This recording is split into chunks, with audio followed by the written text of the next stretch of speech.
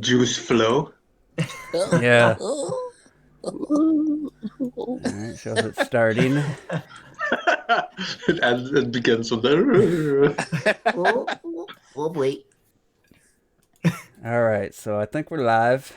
Yep, I we're got live. a notification. We're definitely live. I'll give you guys the live chat link because I know I already got the live Retro chat. can't As we're find gonna it. have to fucking beg for that shit again. Retro he can't find it on his own for some reason. Hey, he's but- a man of the people. He wants to sure they can get in the live chat. Wait, there's a way you can do that on your own? I didn't know you could do that on Dude, your all own. you have to do is you go to the live You stream can and just then you pop out the the chat. Yeah, that's Pop what I out the do. chat. I can Oh, see I didn't know you juice. could. I didn't know you could do that. Yeah, that's all I What do do. you guys? What do you think of my new desktop background?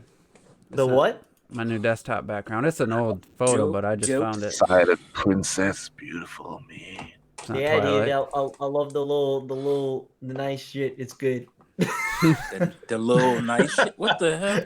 She's real nice. Did you forget English? At first I didn't see it. And I thought all I thought was like just a little environment, but it actually has Zelda and Link. I didn't see All I can see is Juice's head by Zelda's crutch. So, Nice shit, too. Yeah, yo. It's pretty nice. All right, so make sure the chat's working. So all right, first thing I'm just gonna throw this out there, see if anybody was paying attention. I don't know, a month ago, whenever. You guys, does anybody remember what my take was or my stance usually was on games that are like clones of other games or inspired by, but basically it's like someone took a game and made another game that plays just like it, but it's, Mm-hmm. You remember what I said about that? I don't remember what your you take mean was. I like remember you talking about the it. Tomb Raider reboots? No. I thought you said that was a good thing. I mean, like that one game that's like everyone's like, oh, it's like Link to the Past. And then I see it has even the same like dungeon boss. Potatoes and stuff. But what I said was I usually don't get into those. Like I've tried a couple, and I'd rather just play the original. That's kind of how I always felt. But when I talked about Yooka-Laylee when Impossible Lair came out, I was like, that's what I usually feel.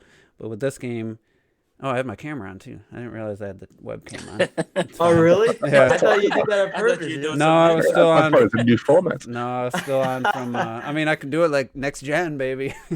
But Were you like halfway off the screen? yeah, I'm glad I didn't have like a green shirt on, and then half my body would be gone. I'd just be a floating head.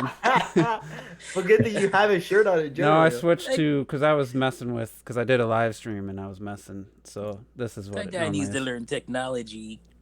I love OBS where I can just switch back and forth. Like Yeah.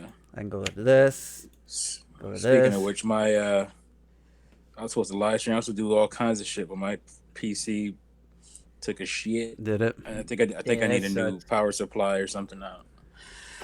So, well, after the podcast, if you wanna describe that to me, maybe I could tell my guy that does a lot All with right. PC. Cool. But talk about Yooka-Laylee. So, I beat all the levels. I got. I didn't get all the coins. I think I stopped trying to get 100% by like level 12. Which level 12 actually is level 24 because every level, if you haven't played it, every level has two versions. Two versions, yeah. So I was, If you haven't 100%ed it, you haven't completed the game properly. you're right. Usually, with these type of games, I'm gonna keep playing until I find the fifth coin, or So I was going 100% before I go to the next level, and then I was like, you know what? I'm just not feeling like I really want to keep playing. So I said, fuck it, just go through it. I'm gonna play each level one time, and actually turned out I found the 5 coins on a decent amount of the second half of the levels, but I was just like, you know what, I just got to push through. I'm never gonna finish this game if I try to 100%. I just didn't have the incentive. I didn't feel the motivation anymore, so I pushed through, and I beat the level 20, and its alternate form. And then I found I had like 3 of the battalion bees or whatever left in the overworld, and it's just like, just 3 of them where you just had to happen to be in a level and find the secret exit, and then you come out in a different spot on the overworld and you get these. I'm like, I would have never I didn't find in my first playthrough. I had 5 coins on one of the levels. I would have never gone back to that level because, I mean, it was close to it, but it wasn't like for sure. Yeah, this is the level that has a secret exit. So anyway, so I looked it up just to see where they were. Got all the battalion, and I went to do the impossible layer level, and I got like 55%. I got to the 3rd boss encounter, and I died, and I'm just like, that was probably my 4th try. And I was watching a playthrough. It's 24 minutes with somebody who's good and doesn't die, plays from the beginning of the level and beats all the bosses and gets to the end. And I'm like, I don't even know that I care to beat this level. Like this doesn't feel like beating the game to me. This feels like the Champions Road in 3D World type of level to me. Like, Okay. Robert, did you actually beat the impossible layer? I just meant to ask. Not yet. It's like I watched the person play it, and I'm gonna actually probably watch it a few times because you're 20 minutes in on this level and you've never encountered this area, and it's trial and error stuff. So it's like you die here and you have to get all the way back through it.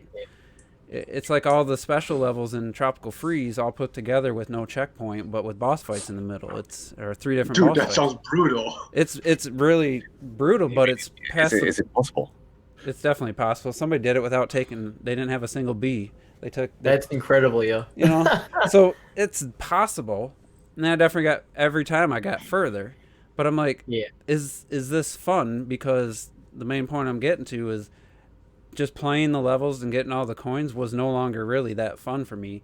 And I'm trying to figure out what is the main ingredient missing with this. And I'm just going back to what I always say. I'd honestly just rather be playing Tropical Freeze at this point. You know, that's how I felt for the last couple hours of playing that game. It's just missing something.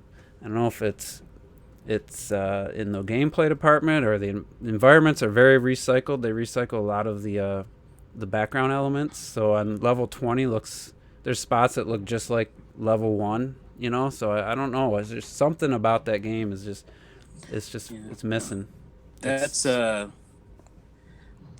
disappointing if I end up feeling that way, because that's kind of how I felt with Yooka-Laylee, the first one. Mm-hmm. Which is weird to say. It's like Yooka-Laylee, the first one. I can't just say Yooka-Laylee or whatever.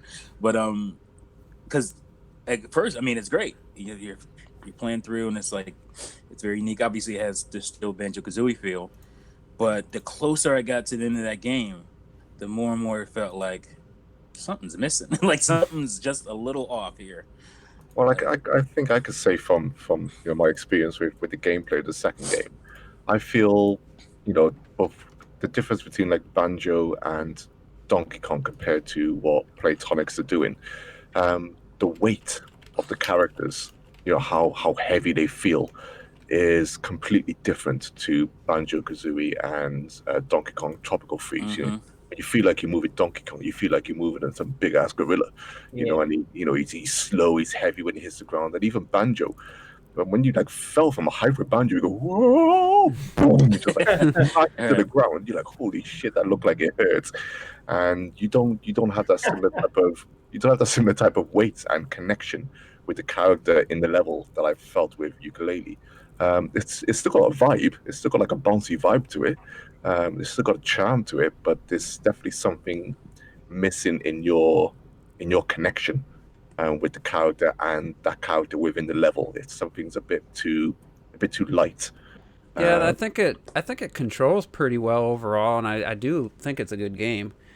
But I almost feel like some of the momentum stops, like the roll doesn't continue. Like it does, Tropical Freeze, I believe it continues in Donkey Kong, doesn't it? And it just stops in up, times, and it's like even the last level, like I can't remember which, the alternative version or the original, like level 20. I think the regular way is like super hard, and then the alternative, the secondary version of it was easy. I got the 5 coins like in one try, and it's like I think it's also kind of. The challenge isn't there consistently, and there's a couple levels where it just comes out of nowhere, and it's just like some kind of trial and error ish, and not just. It's also in the finer touches as well. Do you remember when like when Donkey Kong Country Returns was being made, and one of Miyamoto's inputs for that game was when Donkey Kong's pounded the ground. I really wanted to make it feel like he's pounded the ground when he hits the ground on the spot, which carries over into Tropical Freeze. Sometimes I think it's the little attention. It's not so much attention to detail, but getting those little things right, so that every little thing feels just perfect. And Yooka-Laylee is almost there, but also can maybe lack a little bit of those smaller things. It's hard to describe, isn't it? I guess it's these little details that you normally don't pay attention to, but when they're gone, that's kind of when you notice them. So. It's like the Uncanny Valley when they do like CGI faces. You can't always pinpoint what's wrong with it. You just know it doesn't look right. And I just think it's just the total package. It looks like everything I'd wanted from a 2D platformer, from first glance, from first level, but it just over time it's just like I said, there's just something that doesn't quite hit. How about skip forward a bit in this video so we see like actual level gameplay. This is the impossible layer. This is just the beginning of the game, isn't it?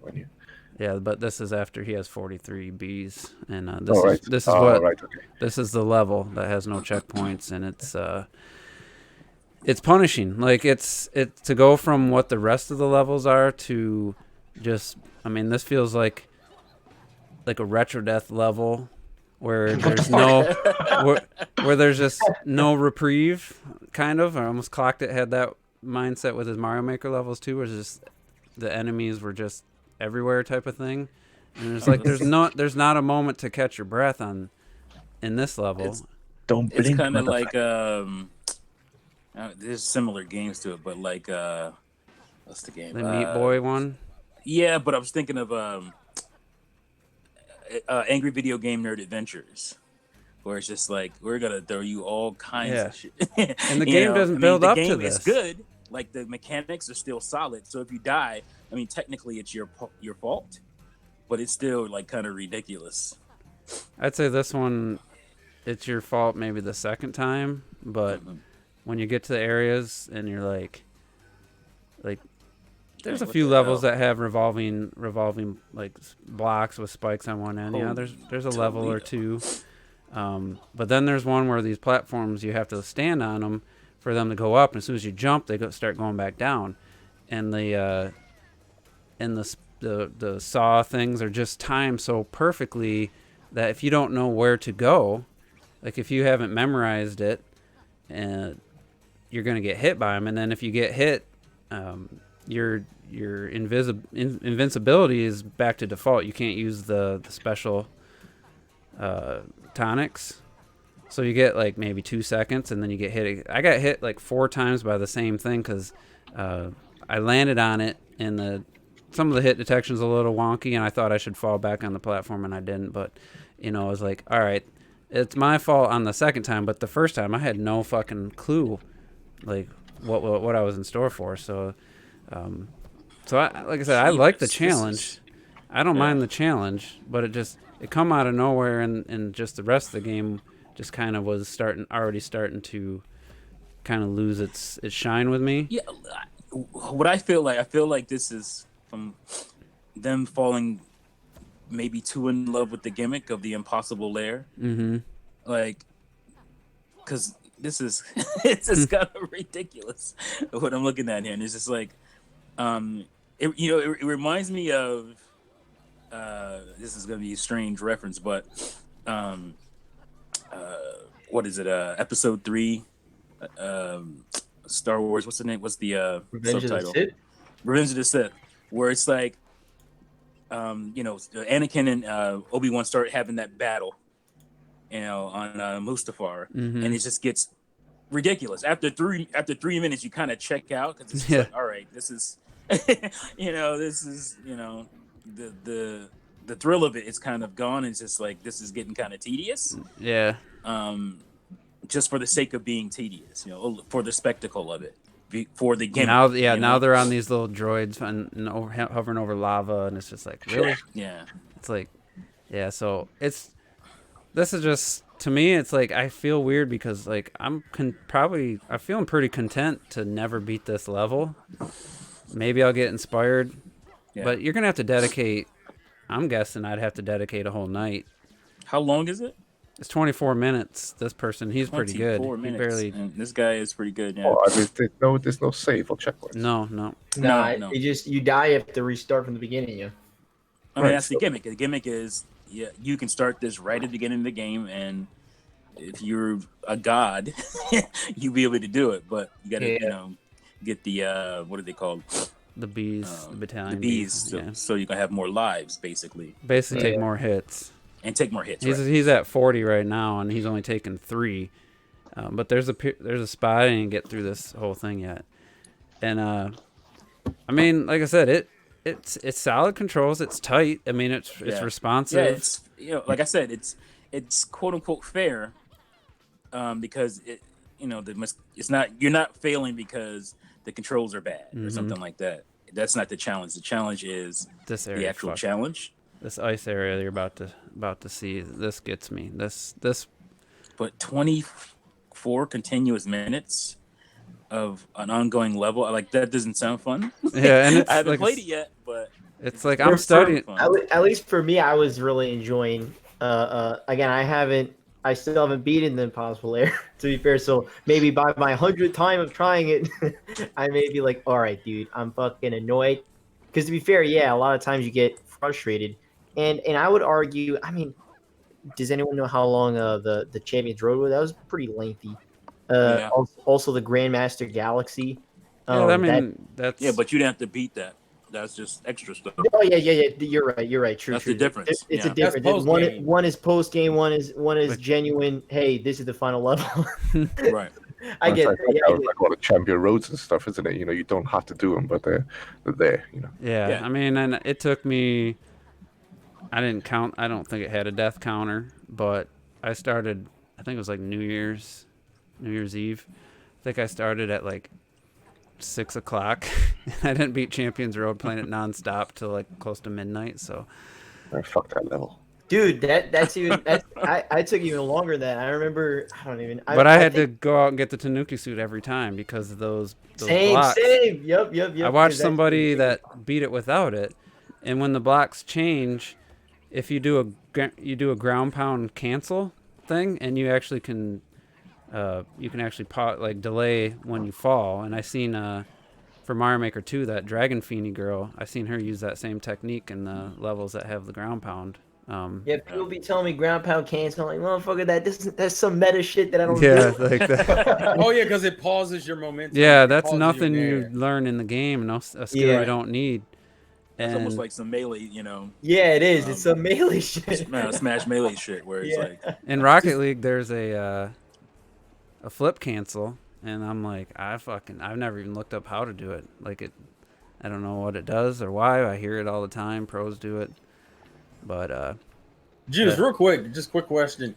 In this the Impossible Lair, if it has like bottomless pits, if you fall in that, is that like an automatic? It's just a bee. It counts as a bee. It just counts as okay. That's a little bit better. That would be murder if it was like, yep, you're done. Well, that's what I thought. That's why I was concerned. Actually, my last playthrough, I think I only would have fallen to my death once. So I mean but I only got technically 54%, but I was 2/3. I just had to beat. If I would have beat that boss fight, then I would have been at 66%. If it was just a level, I think I probably wouldn't mind. The fact that you put a boss in here, multiple bosses in here, is like my issue. And it changes, so you have to learn the patterns, but you only get one shot. So that's why I'm actually going to watch. So trial and error. To learn the patterns by watching this video I'm watching now. That way, when I get there, at least I'm not completely in the dark.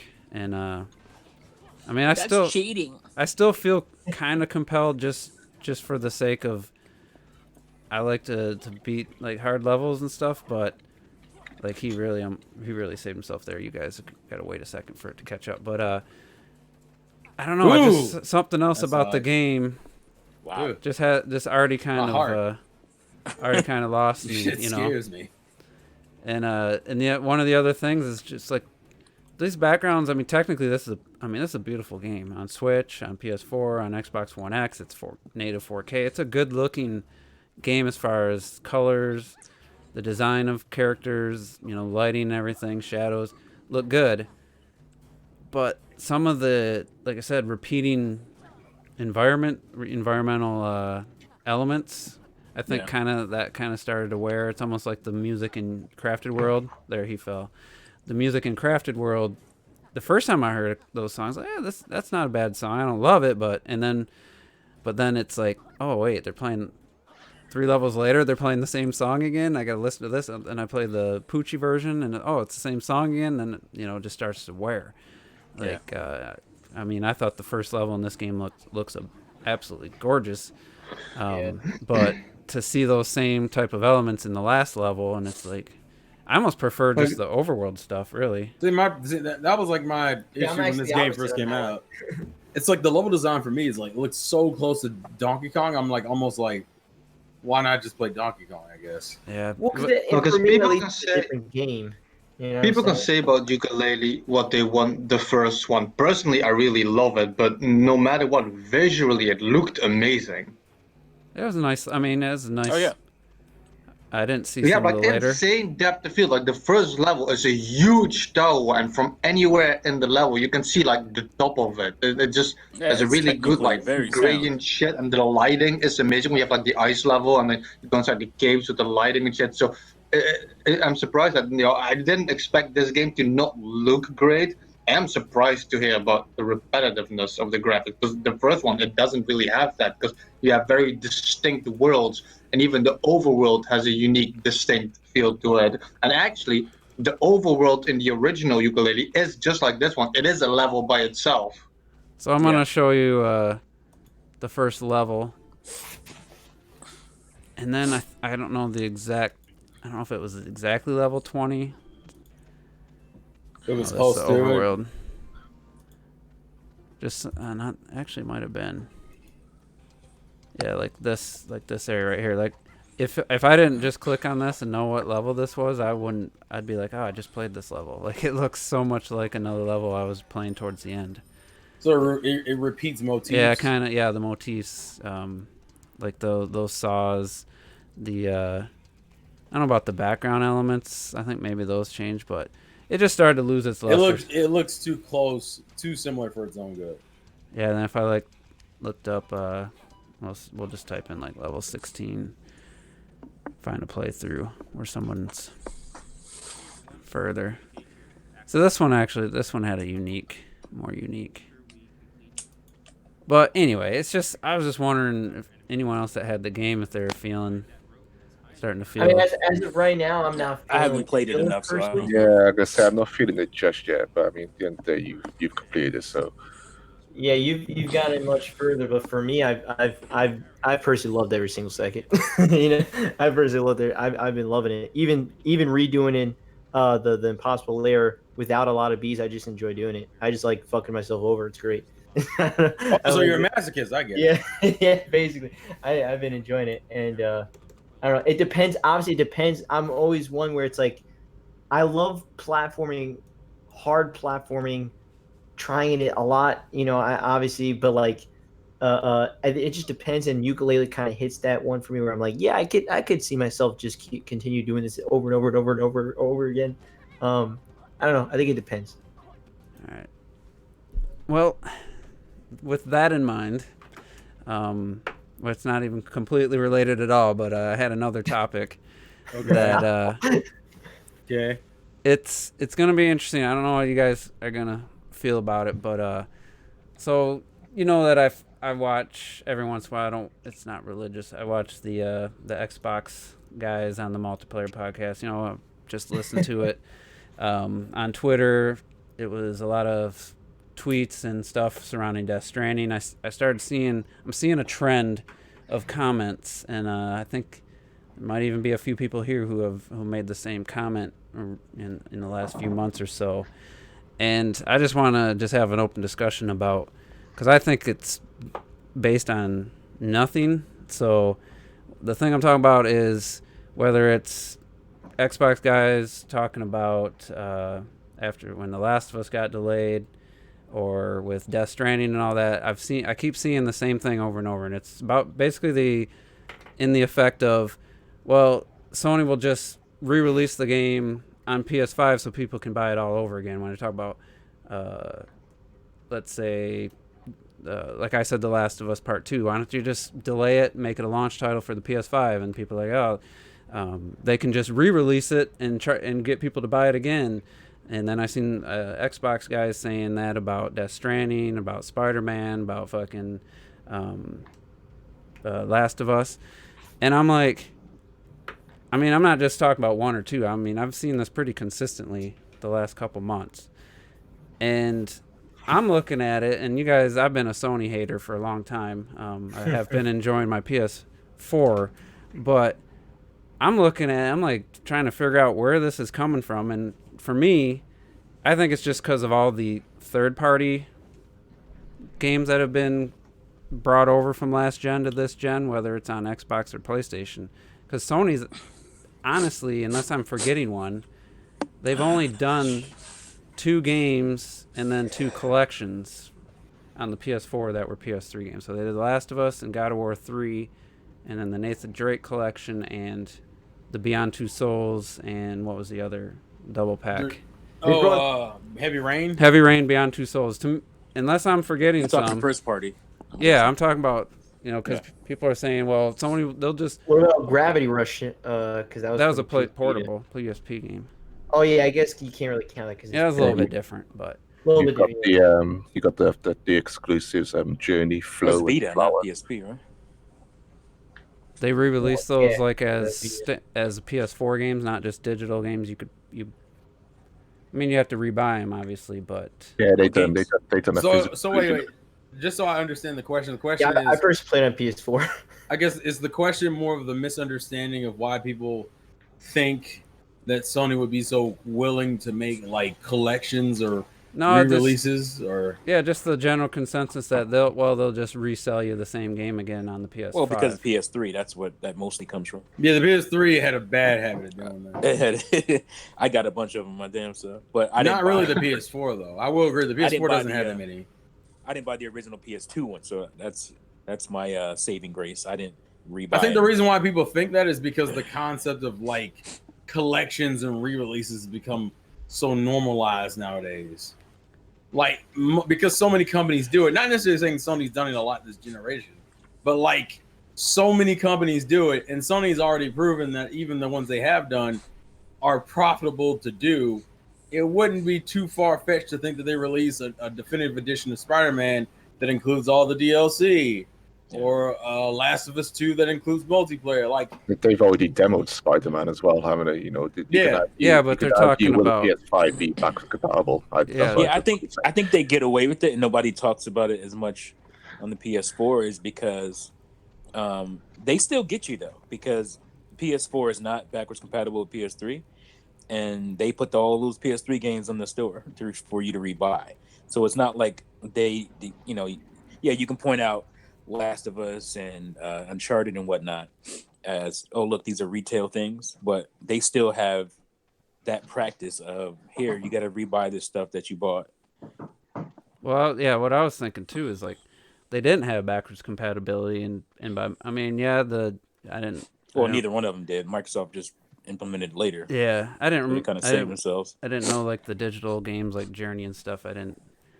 They brought those over. Yeah. I kind of feel like that's almost like how, to me, almost kind of like how Shovel Knight's like been on everything. Those are, even though that's exclusive to Sony, I think they're also on PC, aren't they? Yeah. Those. Well, who doesn't want a physical version of Journey? But I would, you. Yeah, I was almost thinking like because of no backwards compatibility, I think if they were gonna do that, like people think they're gonna do with the PS5, I think they would have did it with the PS4 way more than just a few games. So you think it would be a lot worse, but it's not. And then honestly, I don't know the exact factual price of launch day. I know Last of Us wasn't full price. I know God of War 3 wasn't full price. I'm not sure on the Nathan Drake collection the day it came out. I know it wasn't. I don't almost feel like it was. It probably wasn't. I almost feel like it was 40 or 50. 40, but yeah, Even their full remake of Shadow was 40. So I don't know. I just feel like it's almost Nathan Drake collection was like 40, I think. I don't think it was at full price. I almost feel like the people are directing what the third parties did this generation which is just, it's almost, when you really think, like, if you really look at all the games that they ported over from PS3, Xbox 360 over to this gen, and most of them did charge full price, like, I just think that the third party part of it I could understand. I don't see it being, like, even Microsoft's only did what, the Master Chief Collection and Gears Remastered before Game Pass. Like, they didn't bring a bunch of, to be fair, there wasn't a lot. There wasn't a lot of 360 games. They don't really have a lot. yeah, because they didn't own a lot of them. But they did the rare replay. Nathan Drake was 60. Was it? But, was it really? Yeah, I'm surprised. I just looked it up. I feel like, I mean, it's 3 games. Yeah, remastered. And I feel like it dropped pretty quickly, which a lot of Sony games do. But yeah, about to say Sony games did in general. So, I think it's just a precedent that was started this generation. And to be fair, the PS3 was known for doing it. And I think people are just kind of running with that. Well, if it sold well this gen and they did do it last gen, it's not too far-fetched to make the claim that they would do it next gen. Like, I mean, the third party, I just honestly, with the PS5 being backwards compatibility, I'd be almost surprised if they just actually resold the game as a PS5 game and not just you put in the PS4 and you get the benefits like you have a PS4 Pro of, kind of thing. Well, do you think they'll do it like what Microsoft has these Xbox 360 games that are now boxed into Xbox One covered? Yeah, they look like they might. They look like they're on Xbox One. Like Red Dead Redemption, the first one, they have those. This is 360 in one. You know what I'm saying? Yeah. I mean, they might. I guess maybe they might, because The Last of Us Part 2 is coming out pretty late. Like, I'm looking forward to the game, but I wouldn't be mad if they just made it a launch title for the PS5 and pulled the Breath of the Wild. Well, I think that's what you were expecting. I think they should do that, to be honest. Yeah, at this point, it's so close. Yeah, if it was beginning of the year, it gives me an incentive to pick up the PS5. If it was still in the beginning of the year, I could then. It's if it was February still. But once you're doing the same thing to it that you did the first Last of Us. Yeah, you're putting it out the end of the generation for some reason. I mean, it still sold well on the PS3. Well, that one made sense because at the time it was a new IP, but now it's proven itself. It doesn't make any sense why to keep putting it at the end of the generation. Let it kick off a generation. Well, let it be the crown of the start. It's not like the first one did bad by any means. Like, it's that old saying, though. I mean, would you rather put out on $100 million install base late in the generation at the last year, months before the new system, or would you rather put it on a system that has a zero install base? But I get it, but Sony has the problem is that Sony has so much goodwill going into next gen. You could just do what Nintendo did, which is make it a dual release, where it's a PS4 and a PS5 launch, but just have it come out that's still on the launch of PS5. That still will affect its sales. Like, that's my worry with Metroid Prime 4, is that it's going to be in a weird area where it's coming out a year where the new system's coming. It's like, Twilight Princess. Twilight Princess came out on GameCube and Wii. It did better on Wii, but I still think it coming out at the time it came out hurt its sales. Like, so what do you think you're gonna? When they first showed that game, people went bananas. Twilight Princess for GameCube, because they're like, oh, finally we got our Space World demo, visuals, and so people were ready. If they would have put it out that year on GameCube, I think it would have done way better even than it did on Wii and GameCube. Okay, that's what I was going to ask you. All right, that was the question I was going to ask: is whether or not you thought it would have sold more, being totally only on the Wii or only on the GameCube. Yeah, because some people will pick it up during the Wii launch, or some people would just play Wii Sports. You know what I'm saying? Like, a lot of people just said, I'm good with my Wii Sports. So that's what I think. It's just gonna be. Go ahead. I was going to say, I think with with all these companies as well, and T said it earlier. it's easy to focus on like the bigger games that they throw in your face, like The Last of Us and stuff are being ported over, but there's always the small stuff. So I mentioned like Journey, Flow, and Flower, which at the time were very big indie games for the PS3. They got brought over to the PS4. You got like the Wipeout games. Now I had the Wipeout HD games on the PlayStation 3. They were great, but they get resold again on the PlayStation 4. And I think that's a third party.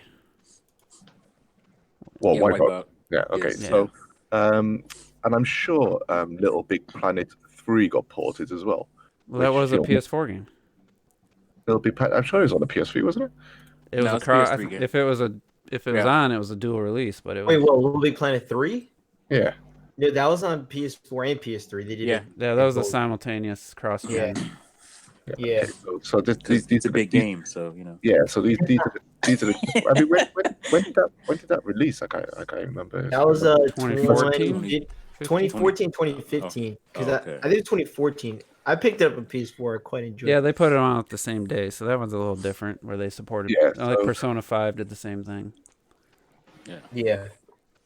Yeah. So you don't want to let go of that audience that, like you said, has 100 million. Or I guess and then PS4 going is what. back to, so going back to the whole, can a game sell at the end of a console generation? I think it really depends on the state of the console. Yeah. At the time, and the PS4 is in a really good place, and the PS3 was selling better towards the end of its life, wasn't it? It started to pick a steam, and once it dropped in price, once it got like a slimmer version, and all the good software was coming out on it. And all the big stuff, and that's why The Last of Us done well on the PS3. I also think it's Naughty Dog. Will Metroid Prime 4 do the same? I think Prime 4 has a chance. That the fact that it's only just been announced.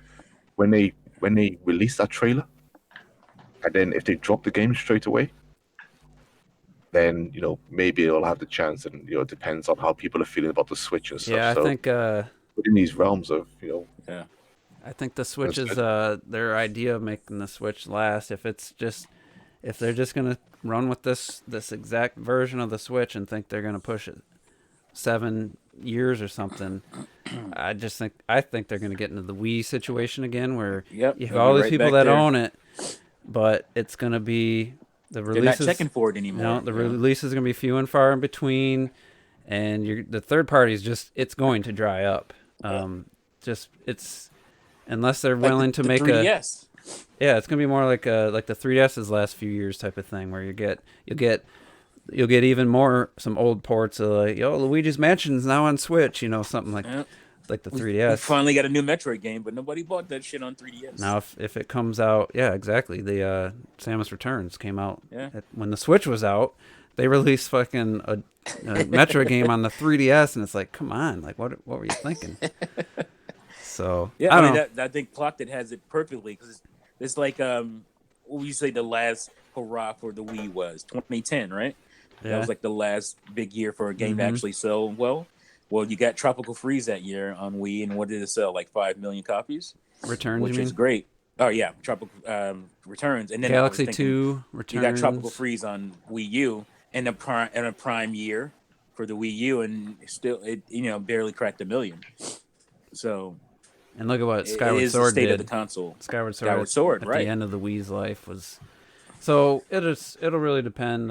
But just getting back to, I just think it's the third parties really went all in with fucking bringing old games this generation. Yeah. It's been to the point where we know why, right? Why? It's just easy. It's an easier way to make money, and they don't have to develop a new game. I mean, I don't know. Yeah, and what was that? 7th gen. 7th gen hurt a lot of third-party companies. That was a tough transition for a lot of third parties. We ended up losing a lot. Mm-hmm. It buckled. That was a shift with Japan. That HD era just messed up Japan big time. And some of them are still struggling to catch up now. Look, remember Nintendo with the whole. Even with the Wii U, they were like, it's our first time in HD. So we're practicing. Cut us some slack. Cut us some slack. It's like, even for Nintendo, the biggest Japanese fucking studio there is, they struggled, and They what was I mean, what were we talking about in terms of like the Japanese as well, in terms of they always create, many times they always create um, their own development kits and development programs and stuff in order to make their games. Oh, their own engines. Yeah, their own engines. Thank you. Because it's also part of their culture, I feel, to not want to take on too much of the outside. So they'd like to do stuff, and by doing so, they waste a lot of money. They spend a lot of time, and that's why you get shit like Final Fantasy 15 taking crap knows how long, to make, the Last Guardian, all these bloody games. Look what happened to Konami. Waiting forever. Yeah, Konami. So you mentioned Nintendo struggled with the HD, for the first time making games in HD. And there's a company that just released a game that's, you might be able to say that for, and that's Game Freak. I think they're still trying to figure out, because we'll talk about it a little bit later. I think. Yeah. Well, maybe we can hit it now. I mean, we can. I mean, that's fine. The thing I've noticed. Time to wake up. Terrell's like, no, I'm here. Myself. I couldn't tell. Juice seemed like he wasn't sure if he wanted to touch. Well, I did want to. I was gonna kind of stay in the same vein of what we're talking about first. We can keep it going. Right. It fits into today's. I mean, because I agree with the statement. Yeah, but it's gonna go on a whole. But yeah, let me get what I was gonna say about. Oh yeah, go ahead. It's just it's a subject that's been beat to death, kicking a dead horse or whatever they say, and. But one of the things we were talking about, all the third parties. Just, I mean, it seems like almost every game from last gen was ported to PS4 and Xbox One, and then I think because of the PS4 is kind of it's not kind of, it's the fucking leading. It won the generation between Sony and Microsoft. Most people associate the games with the PlayStation, so like all Saints Row the third and Dark Souls 2, Dark Souls 3, 3 was straight to PS4, I believe. So Dark Souls 2 comes as a PS4, and just like the Wolfenstein game I bought, I thought that was a PS4 game until I started playing it, and I could tell instantly it was a PS3 360 game. Yeah, I didn't even know, like, why is this game on the PS4? Why did they port everything? And you guys know, damn money. My thoughts have been on Nintendo with doing that, and I had an example because we were playing Smash a week ago or so. Alex was there, and we kind of got back into the Nintendo releasing all their Wii U games, and no one bought those games. Those games were on a dead system, and they're free now. They're on a good system, and it's like we had the same discussion. It's like, new Super Mario Bros. U, 7 years old. It's $60, So let me just throw this out there and see what you guys how would you react? Because 2012, new Super Mario Brothers U comes out, and when we talk about this, I know Terrell, you were saying, well, it comes with Super Luigi U, so yeah, it does come with a bonus there. But imagine if Capcom released one of their 2012 games, Resident Evil 6. Imagine if they brought that to the Switch, and just that game was $60. Let's say early this year. Like, I don't think there's a person on this planet that pays attention to gaming who wouldn't have complained about that. Resident Evil 6, you said? Yeah. Not even when they released like Resident Evil 4 and stuff like that on the Switch. The Switch versions were like £30, I think. Yeah. Yeah, they were. We went batshit fucking crazy. We're like, fuck. But what if Resident Evil 6 though came out a month before New Super Mario Brothers U? If that game would come out this year and was $60, I don't think there would have been anybody trying to justify it. No. Yeah. So to me, it's just crazy. Well, that Resident Evil 6 is trash, though. Yeah, but a lot of people don't like. There's a lot of people that don't think. How much it is on the Switch now? Actually, does anyone know? Yeah, it's on the Switch. Yeah. I was just wondering how much it is. Oh, it's 30. You get 5 and 6, 4, 5, and 6 for $60. Yeah, it's if you weird buy the what collection. Capcom's doing that. But they're $30 a piece, basically. And or $20 if they're not great ports either, which doesn't help. I guess they got some. They're not that good looking. 5 and 6 were kind of improved because at least they added gyro aiming. but those overall, two. it's not a very like technically good port. But I just found it crazy that the games that were 1 month apart in initial release, one gets re-released this year, full price $60. One gets re-released for $30, and people even complain about the $30 of Resident Evil 6. So are you accusing people of fanboy? I'm just saying that doesn't line up to me. That doesn't happen. And I feel we all complained about it. I don't think any of us. I haven't bought it. Yeah, I don't see. I think I always said they should have done a new Super Mario Brothers collection. That would have been fucking awesome.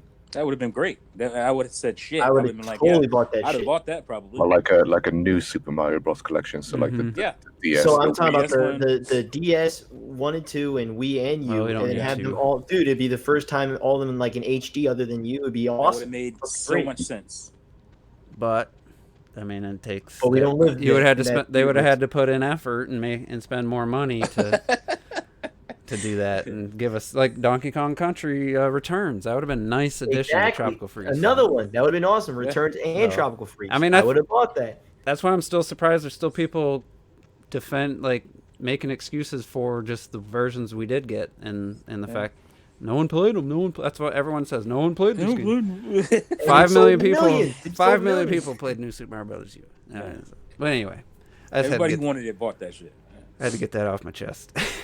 So now we'll talk about Pokemon and Terrell. I'm Retro watched your stream. Retro was dedicated. Yeah. I gotta give props to Retro. Retro was in there representing. I appreciate. I tuned in late. I had the luxury maybe of trying to watch you guys try to set up an online match for 20 minutes. I think you were just entertained. It was frustrating and entertaining at the same time. Watching you play through the wild area and the pop in is just like fucking. I don't know what. That was like some N64 shit. I don't know what affects that. I think it's RAM. I think there's got to be a way they could. That's a RAM thing. They could fix that. But anyway, I just wanted to. If you can talk about the game in any way you want, but I just wanted to start with you guys just trial and error, trying to figure out how to fucking trade and then how to play with each other in one of the raids or whatever you call them. That was quite the event. So that's where you started. So we can jump into it. So I'm gonna say this right now: the last good fucking Pokemon online experience that like worked off a friends list and was great was ironically what I consider the worst fucking game in the franchise, which is X and Y, which came out in 2013. The worst. The fucking because the Sun and Moon ditched that system and we were pissed then, and then they ditched it again when we went to Switch. So just to quickly explain, so for those who don't know, for some reason, this game, although acknowledges your friends list because it actually shows icons next to your friends, so it knows who your friends are, doesn't use your friends list when it comes to like linking up for like battles or trading.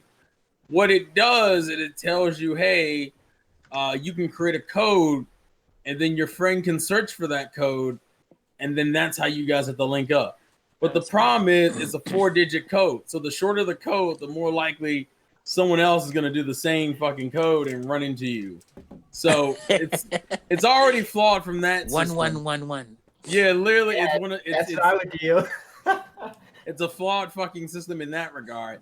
Then on to the raid battles, which we figured it out. It's still fucking dumb the way they want you to do it, but at least I think the raid battles are easier handled. They have like a stamp system that like shows like updates from your friends, whether they catch a Pokemon or evolve them. You can at least filter those out so they only show your friend stamps. And then when your friend gets into like a max raid battle, he can invite others, and it'll show up as a notification on your like stamps page. That's easier, but it's also still like, well, can I just do like a friends only one? Like, because the problem is that someone else could still jump into it if they happen to be at the same like den where the battle happens. So that's the problem with the online, is that for some reason it like half uses the friend system. Also found out today, apparently it was fucking up Roku's I think recently. Apparently Roku, if you had your online connection on on Sword and Shield, it was like glitching or putting your Roku into a boot loop if your Roku was on the same network. What the hell? By the way, watching the stream. How? What the hell are you doing here? By the way, What do you mean? You watching the stream? Oh, my bad. Wait, Roku as in like the the thing you stick in your the device you apparently. To be fair, I think it's a glitch. I think it's a glitch on Roku's part because people were like, "Why did you fix this, but you didn't fix the fact that Netflix is still breaking on Roku?" So I'm guessing it's a Roku thing. Oh, this is like what's on screen right now. That would be like the Pokemon Me thing, which is like you playing with your Pokemon. Okay, like a cat. Yeah. All right. Except the way they show all the EVs already. No, that wasn't me. You can run into other people's camps in the game. Oh, okay. So they have all the EVs. Wait, what does that do though? Like just playing with your you kind of just playing with them for a little bit. You just kind of. It's like you build up friendship levels, and that can like correlate to things in battle. Like for some Pokemon, will wake up from like status effects quicker. What's this motherfucking score bunny guy doing, trying to kick you?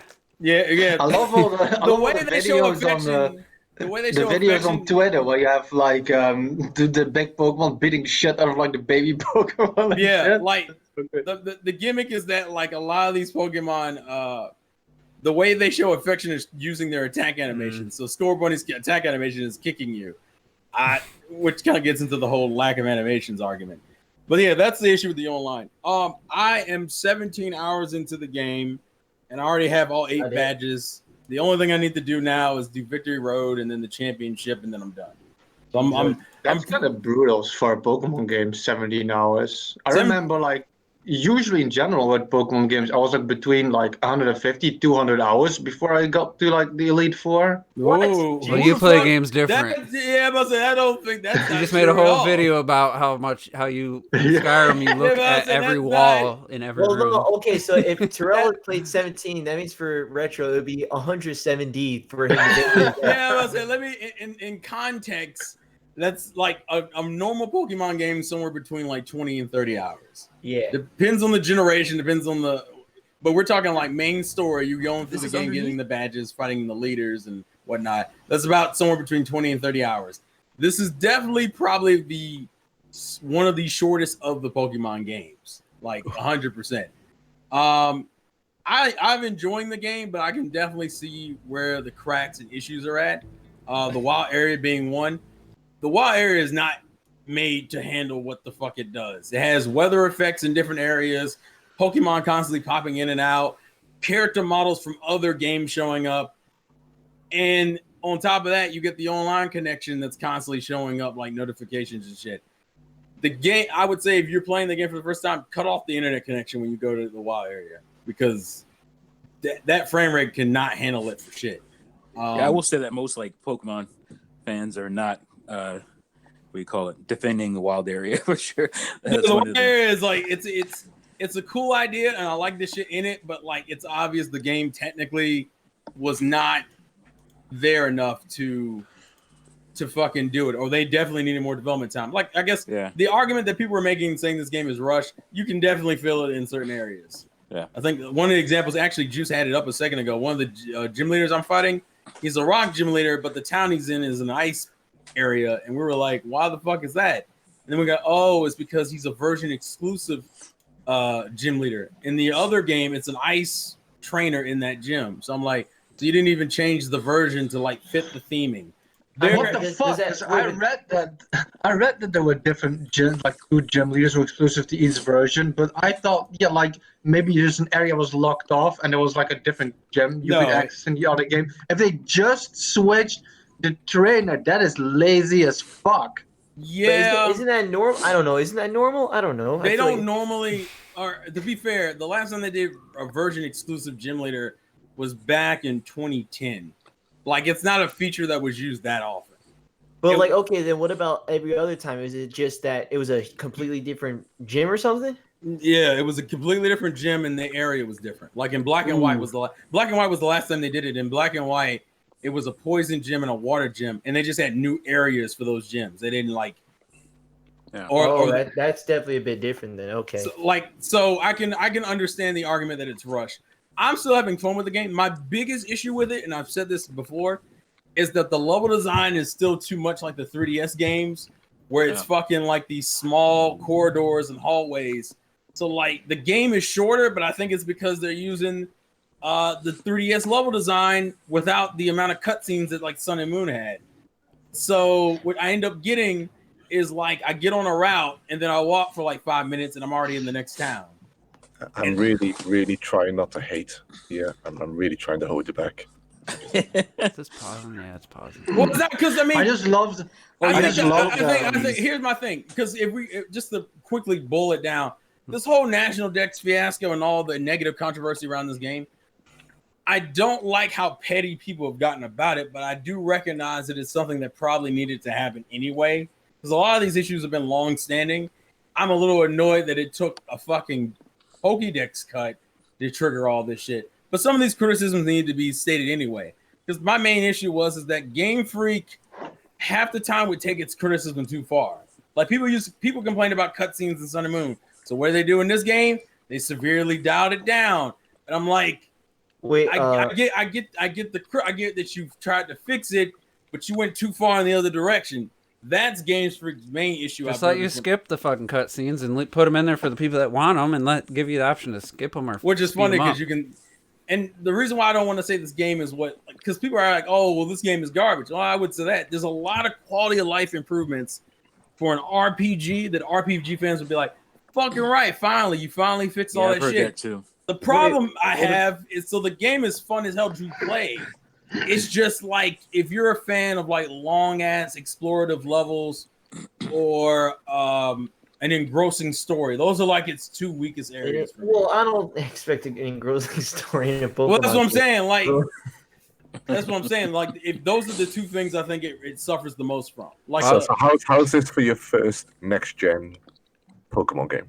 I think it's so good. It's so good, but it could have been better. That's what irks me. It's like it's right there. It's like you're running a marathon, and it passed out like halfway through the race, and kind of just jogged the rest. Well, I mean, halfway is pretty far. It didn't even make 75%. So you guys were talking in your live stream how you were thinking they should just add to this game as the base and just keep adding to it, improving it, and then stop instead of trying to get out the next game next year.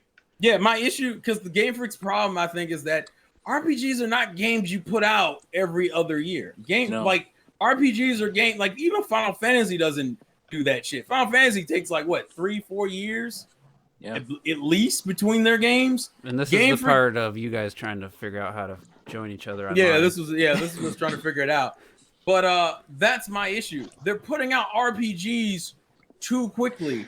They need to just have this as the base for Gen 8 and then just patch it to give themselves a good 3 years or so to just focus on one game. And they can still be working on improvements and shit in the next game. That's fine. The other problem is that people are getting burnt out because they let me think about it. You had Let's Go Pikachu and Eevee last year. A year before that, you had the Ultra Sun and Moon. You had like maybe a year break. Then you had Sun and Moon before that. There's like, since they got the whole two teams where one works on main games and the other one works on like side games or like remakes and shit. If you're a Pokemon fan, you're getting a game borderline every fucking year. Yeah. And no one's playing RPGs from the same franchise that consistently. Like there needs. I think you could probably skip a 1 or 2 games and just I don't know, because it put out a Pokemon Stadium. You know, if you need to have something come out. I don't think they need to have anything come out. I think Pokemon's big enough in its own right that you don't need a game every year. Oh, no, you don't. I'm just saying they obviously feel like they do need a game every year. Well, it's partially due to because of how big it's gotten. Isn't Pokemon Stadium in this game? What do you mean it's in this thing? Like, as in, can you walk into those big ass stadiums and say, well, I mean, yeah, but that's not the suck on my Pikachu, and then we start fighting.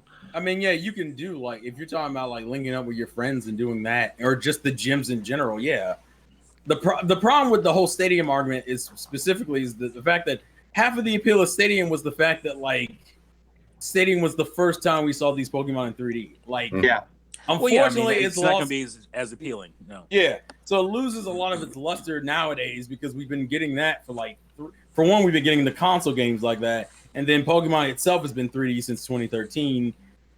Barring a few limitations. Well, they did put out a different game. Everyone remember that town game? Remember that? Remember that came out last month? How many did it sell? I don't even think they even mentioned it. Well, unfortunately, remember that elephant game that came out on Xbox? Yeah, the problem with that is that a lot of these games have bad fucking. Well, the town was terrible timing. That would have been a great fucking January, February game or something. Yeah, that would have worked. I think that would have worked in December. I think you would have been fine. But December better, but I think game looked like it needed some more development too, from what I've seen. I haven't really touched it, so I can't say anything about it, pro or positive. Like, but that's why I don't. But that's my whole thing when it's surrounding Sword and Shield. Sword and Shield is fun. I'm enjoying the challenge and the variation and the types. Like, there's so many small things that are improved that makes the whole experience, like running through the game, just going through the story, is fun. It's the fact that I'm an older fan and I know that back in the Game Boy Advance, it would take me 30 minutes to get out of a cave, whereas in this situation, it takes me like 5 to 10.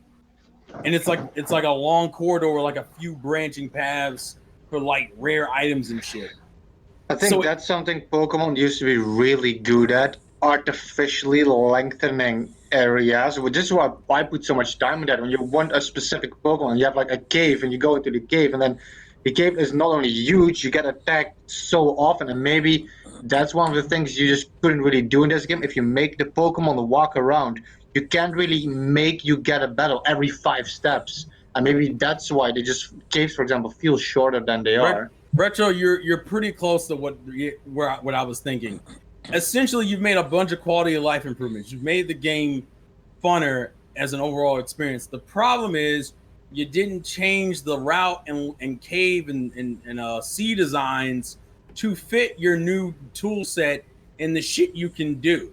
Like, they're still using the old level design, even though I have all this extra shit. Like, for example, escape ropes. For those who play Pokemon games, that was like a one-time item you could use to get out of a cave.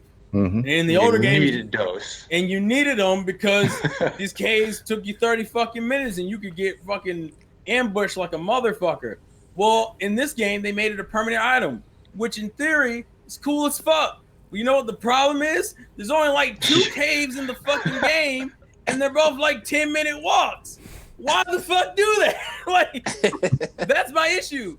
You have to change the level design to fit the benefit. I can't enjoy the escape ropes or permanent items when you only give me 2 caves to go through, and they're like a 10-minute walk. That's my issue. So you basically you have this big game, a big design game, but it still has that small infrastructure. Yeah, it's almost like they forgot that they're on a console and they didn't realize it's like the wild area, like the wild area was the only like new gen console thing they wanted to push, and didn't realize you need to open up the rest of the fucking game. They said I saw people like complaining they'd be using Southern Moon or whatever as the base. They said it straight away.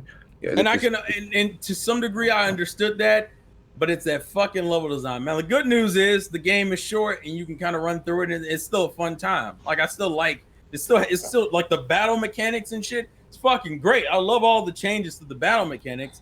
It's just that fucking, if I want to go explore, I know when I turn that corner, all I'm gonna see is like this small little patch of land and like a Pokeball in the corner I can get like an item from. And then guess what? I'm back on that fucking hallway corridor to the end of the goddamn cave. That's what Pokemon like. Me.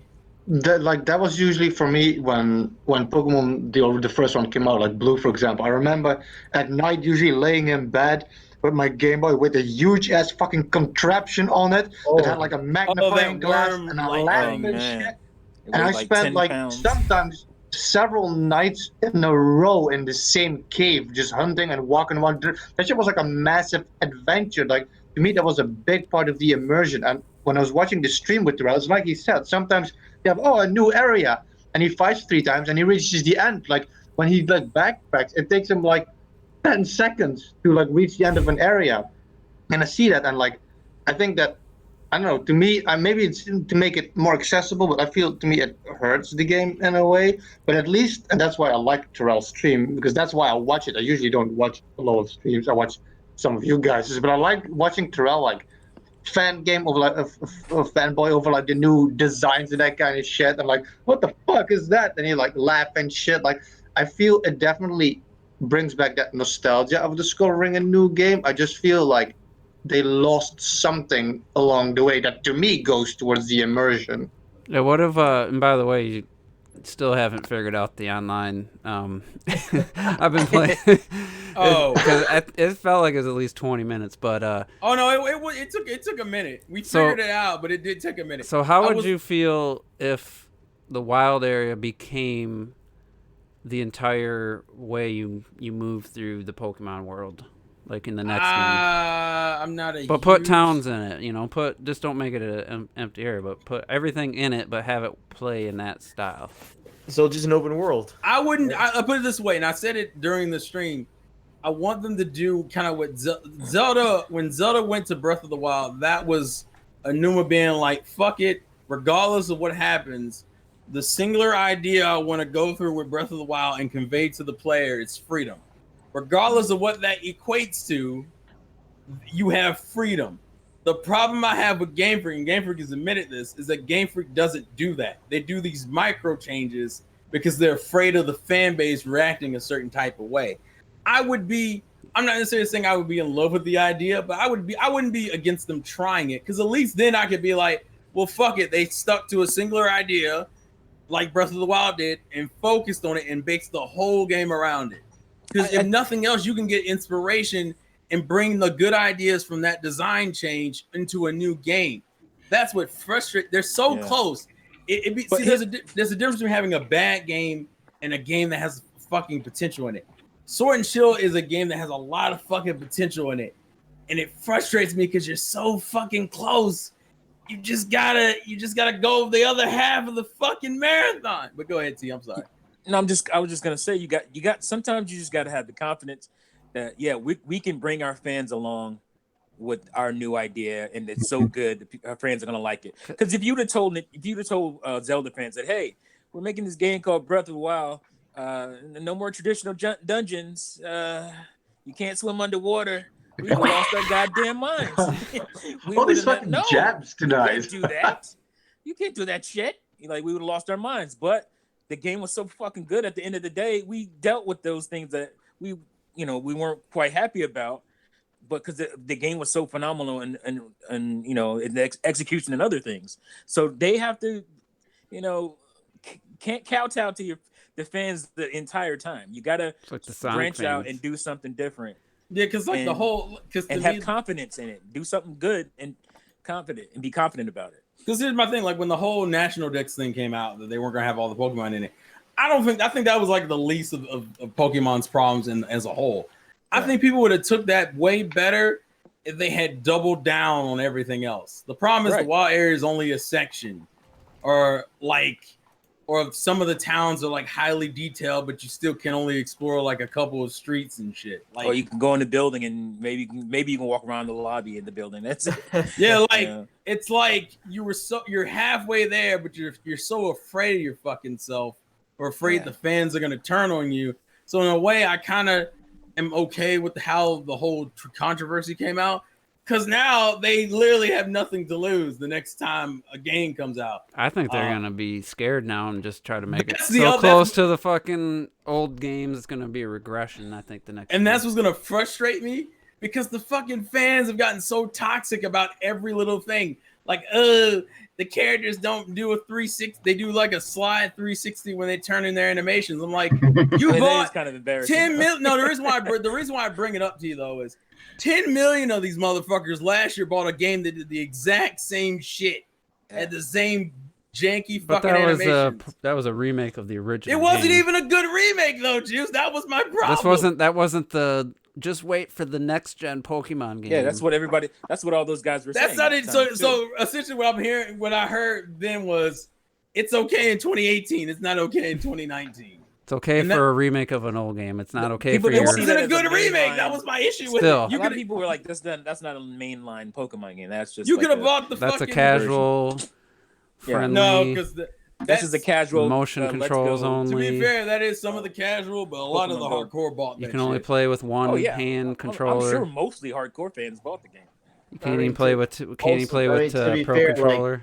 I mean, It was a remake of the first one, right? I ain't playing that fucking first one. I'm playing a new one. I ain't playing a fucking Game Boy, my guy.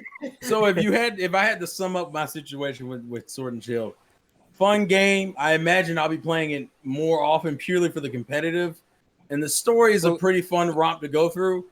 But it could have been more, and it's a shame that it's not. Hey Robert, did you buy Link's Awakening? Yeah. Then shut the fuck up about that Game Boy shit you was just talking. What? Wait. No, his point was he ain't gonna buy it. My point is I won't buy the Game Boy because he's gonna play the new version, not the original Game Boy version. Favor. That's what he was saying. So you're just saying it in my favor, but it's very different though. What? All I'm saying is that I don't want to play no fucking tiny ass Game Boy. I'd rather play my TV. I got you, my boy. I'm with you. He's like, I understand. We got to get off the Pokemon. I think we're in agreement, yo. I don't know. Yeah, we are. We got to get off the Pokemon discussion, but I will say, at least 3 reviews I listened to, and every one of them said when they've entered the wild area, there's like, yes, this is what I wanted. This is what I wanted. I wanted this. I wanted just, feel like I'm in the actual world of where Pokemon exist. And of course, we're later disappointed by some of the technical issues. But so you don't feel like the wild area should be, short answer. I know you gave a long kind of runaround answer, but you don't feel like that should be the focus. That seems what people have liked the most so far. Personally, that was never like an overly interesting thing to me. Like when people did those fucking, those like proof the concept things, kind of like what they did with Zelda, where they made like this, Pokemon was like this, kind of like a mobile style world and everything was like interactable and shit. Well, you've never been that type of, right? You never really care for those huge. I don't think I've never cared for those kind of games personally. Hell, Breath of the Wild, like I just now started messing with open world games. Like that shit doesn't mean much to me. Like if you gave me like Pokemon Gold, not Gold and Silver, I want to say Hoenn, like Ruby Sapphire type of world where they're huge, but with like these mechanics and in this fucking art style, I'm good. I don't need no fucking like giant ass world where like gyms are out in the area and shit. Like You'd rather just go down set pass is what you're saying. I'm cool with like the routes, but here's my thing. Unlike this game, there would be branching routes. Like I could walk down like another area for like 30 fucking minutes and end up in like a completely different area versus this game where I walk 5 minutes and end up in the next town. Like I don't need the sprawling world. That's what I'm saying. You're saying like basically the Pokemon fans that got mad at me when I argued with them about they were saying stuff like on the level of this is Pokemon's Breath of the Wild. Mm-hmm. I've seen people making trailers, comparing it to Breath of the Wild's trailer with the Breath of the Wild music in this shit for showing Pokemon. I'm like, bitch, that shit that's not even close to what Breath of the Wild did to Zelda. If you want to compare. So you're saying that, I've been redeemed. I'm saying, I think it's. Listen, the problem is I'm not the majority of the fans. Well, is that why you're not playing Dragon Quest 11 so much? Because that's an open-ish. Huge. Well, it's not the reason why I'm not playing it. The other reason was the fact that I had like 3 other fucking games. Too many I games. also haven't been playing Astral. I also haven't played Astral Chain much either. Yeah. Like, it's I will say it's because also like too many fucking games, yo. It's crazy. The Breath of the Wild thing is becoming almost like one of those cultural images, like the Akira bike, where everybody does it, where you have the Breath of the Wild where the camera comes from behind. Akira bike Yeah, but really, like you have like the camera coming from behind and like when you enter the world, but like Yonda uses it, they use it in Pokemon now. It's like everybody starts fucking using that shot. Yeah.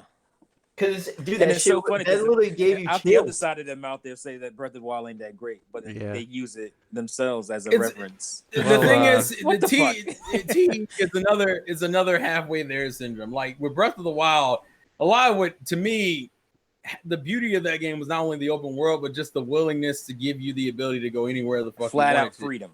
Yeah, like I said, they stuck. Yeah, everything in that game was designed around that concept that you were free to do whatever the fuck you want to do. The problem, as I said with Game Freak, is it's always half steps. Because I like the cool thing, and I think Retro's brought up before, where you got sequences where like some of the wild Pokemon that are wandering the area will fucking chase you, and they have like different walking and running speeds, so you can like there have been videos of you just casually going through an area. You turn around and there's this Pokemon just darting the fuck towards you. Like that kind of shit is the kind of like Breath of the Wild type shit that people like. The randomness or the surprise of it all. Yeah, Or like it's just not all the way. Like, hey, I spotted you out of from over here, and I'm coming to see you. What's up? Yeah, like you. Yeah, that kind. Yeah, it's like I'm about to go set up camp in this area. Oh fuck, what is that? And you get caught behind you. And that's happened to me a few times in the stream where I was like walking towards another area, and you just see this big ass motherfucker darting towards you. You're like, oh no. Yeah, somebody made a good point in the. Sorry, this name's hard to pronounce, but he was saying make a Pokemon adventure game back when you were talking about make a different game in between. Just make it so you're controlling one Pokemon with these abilities and make like a 3D platforming adventure game or something. Oh, that would be the continuation of the Wii games, actually. Yeah, but make it good. The Poke Park games. The Poke Park, dude. Yeah, the Poke Park. I mean, with the money they're bringing in from these games, they could make the most impressive AAA fucking 3D platformer we've ever seen. They just don't have that type of ambition. We've seen it time and time again. They have the money. Pay somebody that. I don't think they don't have the ambition. I think the problem is just the way they schedule, the way they handle their game schedules. Give it to Retro, yo. Actually, because I think really what they should do is kind of do what Zelda does, where Zelda doesn't necessarily do the same thing every year. Because Zelda, in a way, has become somewhat of a yearly franchise. But it's not in the same way. It's not in the same vein. Well, we had, Link's Awakening this year, but 2018 there wasn't. But even that's even a hint of something. I mean, it's more spaced out. Yeah. All right. Well, we're talking about Zelda, so there's another point I want to make, or another place I wanted to go is this new Rare game, which you watch in the stream if you got the trailer. Everwild. Oh, from the Xbox thing. Yeah. Now, I know we have differences of levels of how much you care about graphics and technical stuff, but I can't help but watch this trailer and feel like, I've absolutely was just in awe of Breath of the Wild the whole time. But when I see stuff like this, I can't help but just fantasize about the next generation Breath of the Wild. Maybe for Nintendo it'll have to be 2 generations to get to this point, because I think this is I'm not sure if this is a Project Scarlet Xbox game or this is coming to Xbox One. But when you see, and Rare's not known for this type of, really this type of world, but not this. This looks so alive. Oh, they are, but not they haven't done. Yeah, they haven't had. Not this Rare. The last time they tried something like this was, N64 and GameCube power. So I see this and I just can't help but just be like, man, I can't wait till Nintendo's hardware's up to this level, because I see a little bit of Breath of the Wild. I'll pause it on this spot right here. As amazing as Breath of the Wild looks, and this looks very inspired by as far as the art direction and stuff, I just can't. I'm excited. It reignites my excitement for when Nintendo has this kind of power at their disposal, type of thing. You want to know the funny? I was gonna say, you want to know the funny thing about this game? When I was on Twitter and they showed this game off, a lot of Xbox fans were complaining about it being cell shaded. This is like some Nintendo. Oh, the Xbox guys were mad. They were like, another indie. This isn't what we want. It's like another game. It's like another cell shaded game. Look at how dense that forest looks. Who cares if you have the most powerful console when your games look like dog shit? Ooh! I mean, look, that's what they were saying. I'm like, what the fuck is wrong? You had me dying, bro. This looks just. This is like Ori in the Blind or Will of the Wisp, but a full 3D game. Yeah, full 3D. That comes out next year, right? Yeah. Okay. I don't know. I just, Nintendo does so much with what they have. Taste. Yeah, I'm gonna get back to that, but I just think Nintendo does so much with what they have, but when you see stuff like that. That shit is what's gorgeous, possible. I'll pause it right here when you guys get the density of this jungle, thrown into a Breath of the Wild style game. Just to me, it takes it to an even higher level. I mean, yeah, the gameplay's still got to be there, and everything else has still got to be great. But when you add just this final layer, which I completely disagree, because we've all played Breath of the Wild and have all been completely sucked into the absolute beauty and magic of that world. and adding even more flowers and foliage that doesn't mean shit, because it's already Breath of the Wild is already proven that you can just get, when it's done right, you can just you can just get drawn into it. It's fucking beautiful. I'll still put Breath of the Wild on now, and it'll still blow my balls off. I'll be you walking. want foliage going to the Lost Woods. There's plenty of that shit Well, there. it's not even that. Even if I just ran over a fucking Hyrule field, ran up a grass hill, all you could see was the sky and grass hill. Just the way the grass shimmers and blows in the breeze, just the grass itself is just staggering. And then the light starts changing. So you don't think you'll get that feeling again a couple generations from now? The problem. What I'm saying is that seeing this game, essentially, doesn't make me go, I wish Zelda looked like this, because I don't get that feeling. I don't get that at all. Yeah, I can agree with that. Yeah, I don't. The other problem is really good. No, I'm not saying I wish Breath of the Wild looked like this.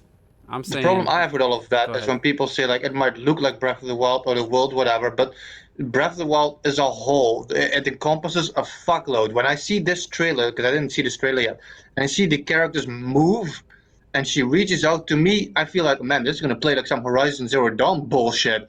Breath of the Wild, a lot of the Breath of the Wild world is in two things. One, the freedom of movement with Link, everything you can do when it comes to the climbing and the gliding and moving around in the world, and two, the dynamic weather and how everything reacts to you. And for me, this trailer shows me just a beautiful world, but to me, I don't think Breath of the Wild, I haven't seen any of that shit yet. Yeah, what I was saying, I don't want Breath of the Wild, the current Breath of the Wild look like this. I say when I see this, I get excited for what Nintendo will do in the future. I understand what you're saying, Juice. Like you're saying that, like for the future and visually, obviously you still want all that stuff that Breath of the Wild does. Because you say the density doesn't change. For me, that would add so much, even more onto. Because my favorite parts of Breath of the Wild in the world were when you walk into what looked like just like a small wooded area from a distance, and you get into it and you actually feel like I'm in the fucking woods. Like this is way more woodsy, or there's way more to it than I thought. It just looked like a few trees pushed together than I actually got in it. And just like when I was a kid, when you could be in someone's backyard, but if you crawled into, behind the bushes or into some brush, you felt like you were out in the wilderness type of thing. And I just, for me, this stuff gets me super excited. The wow factor of that in Breath of the Wild was that you can interact with everything. And you can, if you wanted to, you can go and chop down the whole fucking forest. Mm-hmm. But you can't. Probably in this game, you probably won't be able to do that. Yeah. That's the difference between, like, most open world games in Breath of the Wild, is that you can interact with just about everything. And it feels more real because of that as well, like you said, the physics. Well, because a lot of people, they're like saying that, they're like what you just said, I wish if Nintendo had this power that they would do this. But I'm thinking, man, those studios have those power and they're not doing what Nintendo is doing. Like, that's what I'm thinking. Right. Yeah, but that's kind of like not even related though. And you're just like, Nintendo's already doing what they're doing, and just like it's only going to get better. He's just saying with the power, just imagine what they're going to do. I'm not saying, I'm not trying to make Everwild into a Breath of the Wild type of game by any means, but I was going to ask though, do you think Breath of the Wild will look? I'm just curious how much of the engine stuff they had to do, like the physics in the element engine, how much of that. If they took that out, look at this grass now, man. Would the game look better if they took that engine out, I guess, and then use more of like a Horizon Zero Dawn type of engine? I mean, this guy, look at this fucking game, man. Horizon has the engine has the, they could use it, they could make a cell shaded game out of it. So I don't know exactly what your question was though. More so like how taxing is the physics engine, and like, you're saying if they added like a full physics thing to it's probably pretty taxing Breath of the Wild. If you threw that into Horizon, that shit would like if you took it out, would the game end up looking visually better? I guess as a I'm guessing it has a hit on the visuals, but I don't know.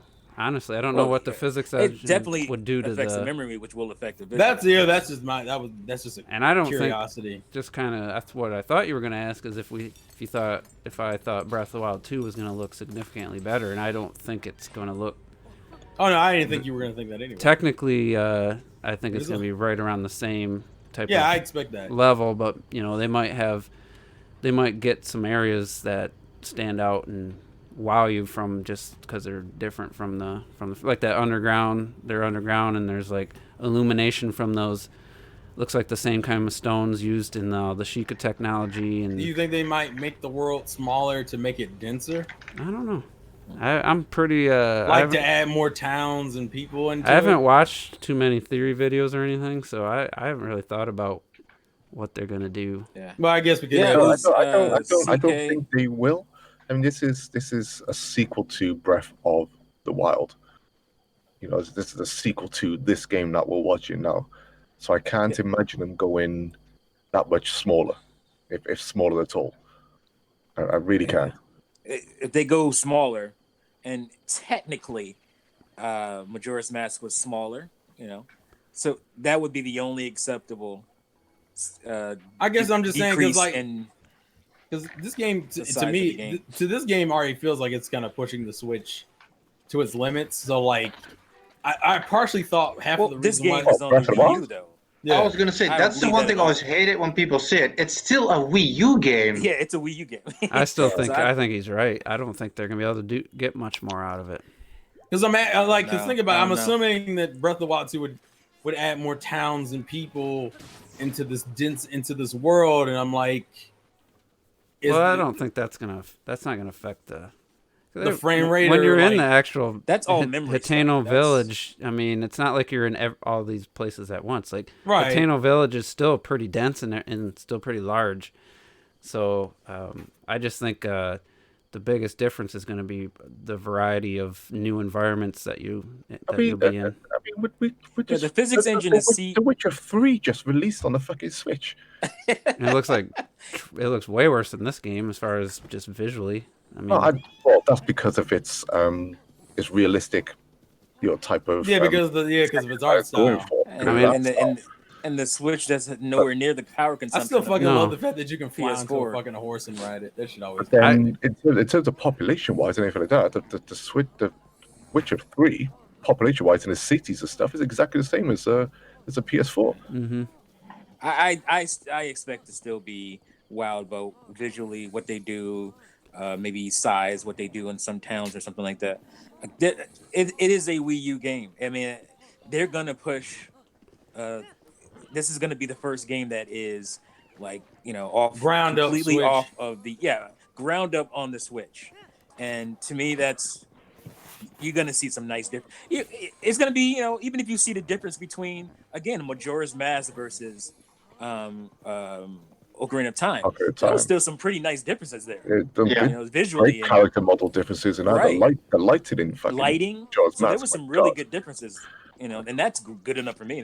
I'm expecting to see. I hope I'm wrong, but I was gonna do a juice opinions on this. I just keep not doing them, but he was playing I kind of think too much. I kind of think honestly, the Switch is one of the first generations where they're maxing out what the hardware could do in the first year with Doom coming out in 2017.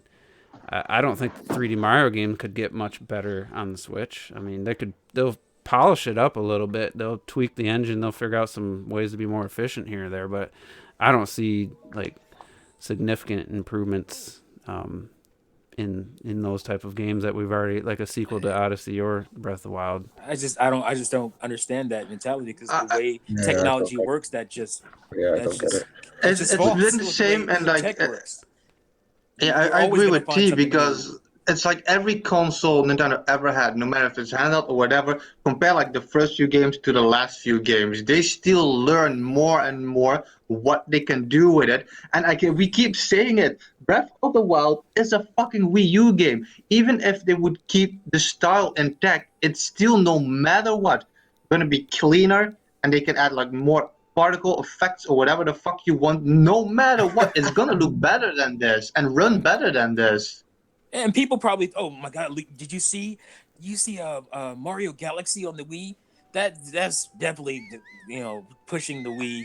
They ain't gonna be able to pull anything else out of that. And then here comes this game called Xenoblade Chronicles. How the fuck did they pull that game off? So it's just like that's just that's just a false narrative to me because all technology works that way. When you get new tech, you're not gonna push it right away because first of all, you're trying to hit deadlines and all that kind of stuff. Well, so you're not going to be pushing it and having time to do more things you want to do with it. Just to kind of, because I'm curious, Juice, you said that you think that like the Wii U's already being kind of pushed. Switch. I'm sorry. Sorry.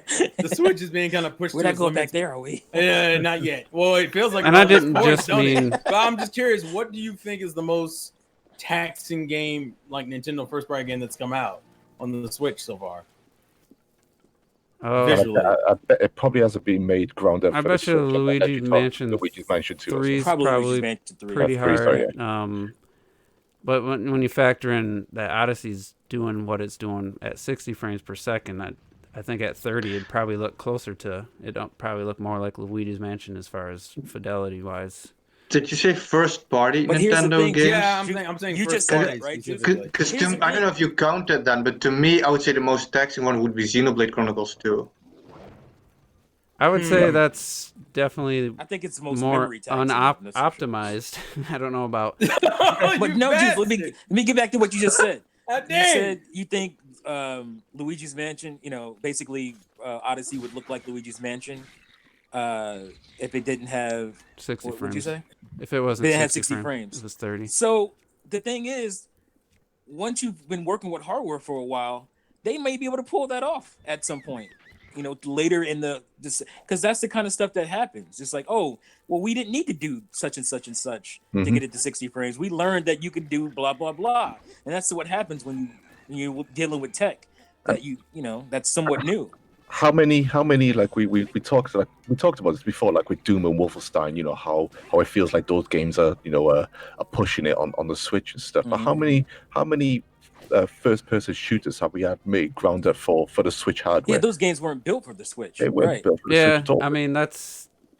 But as far as current games that we have using current game engines, there's not some miracle thing that's going to happen to suddenly make Doom run at 1080 on the Switch if they would have put it out three years from now. Like we didn't say that, but maybe there's a way to make it not look like this Vaseline smeared across. But there's always little tweaks. I think it's a big part because it's from the one that's built from the ground up. Because I mean, let's just think. What was that game called? The purple dildo game. I forgot the name now.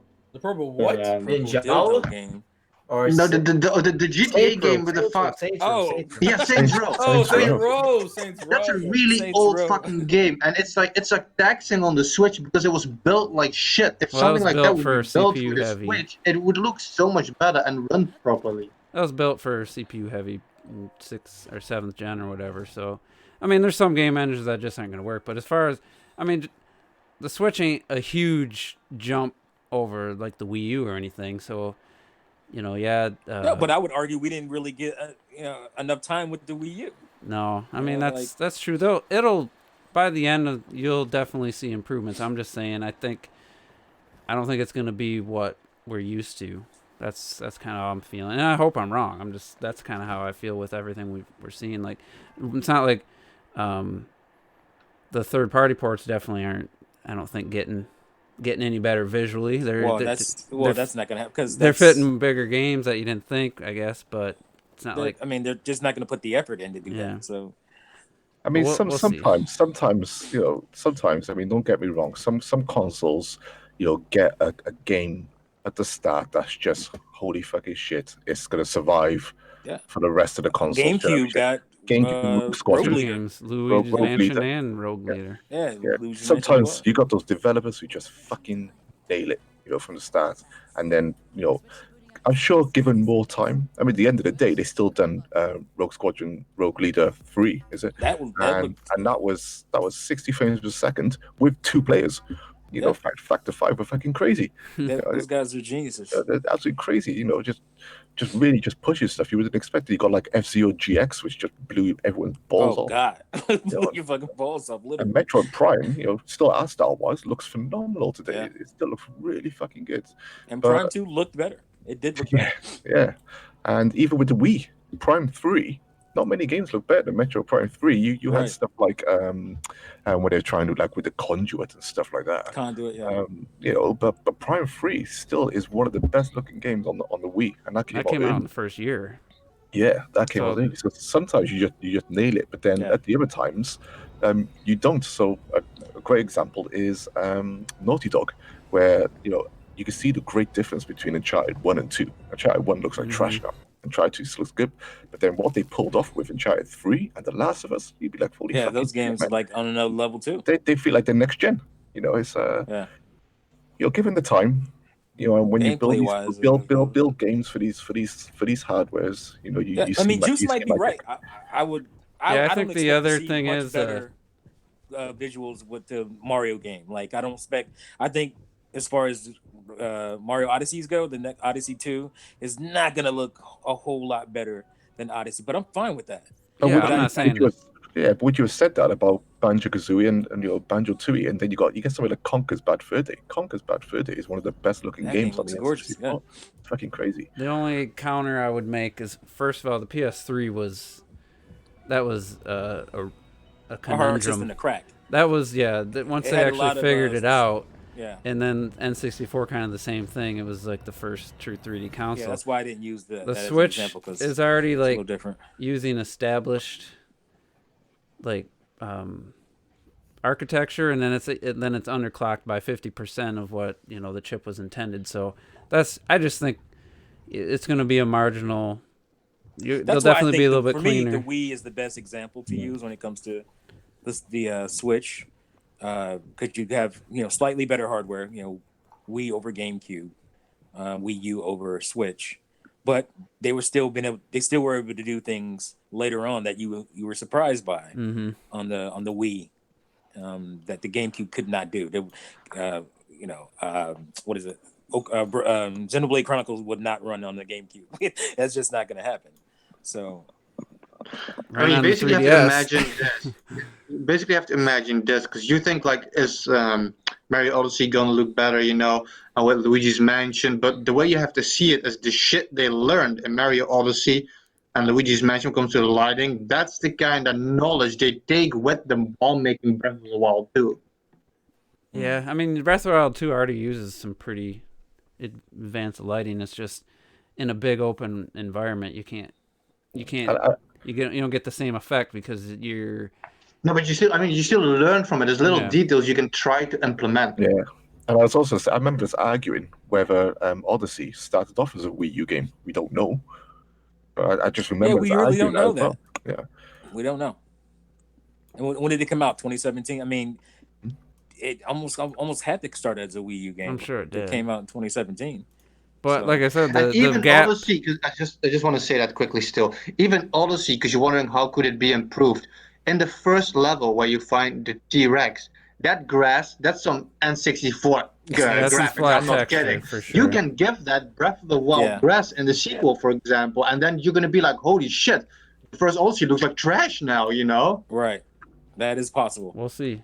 I hope I'm wrong. It's not like I'm hoping for that to be true. I'm just saying I'm noticing we're almost 3 years in.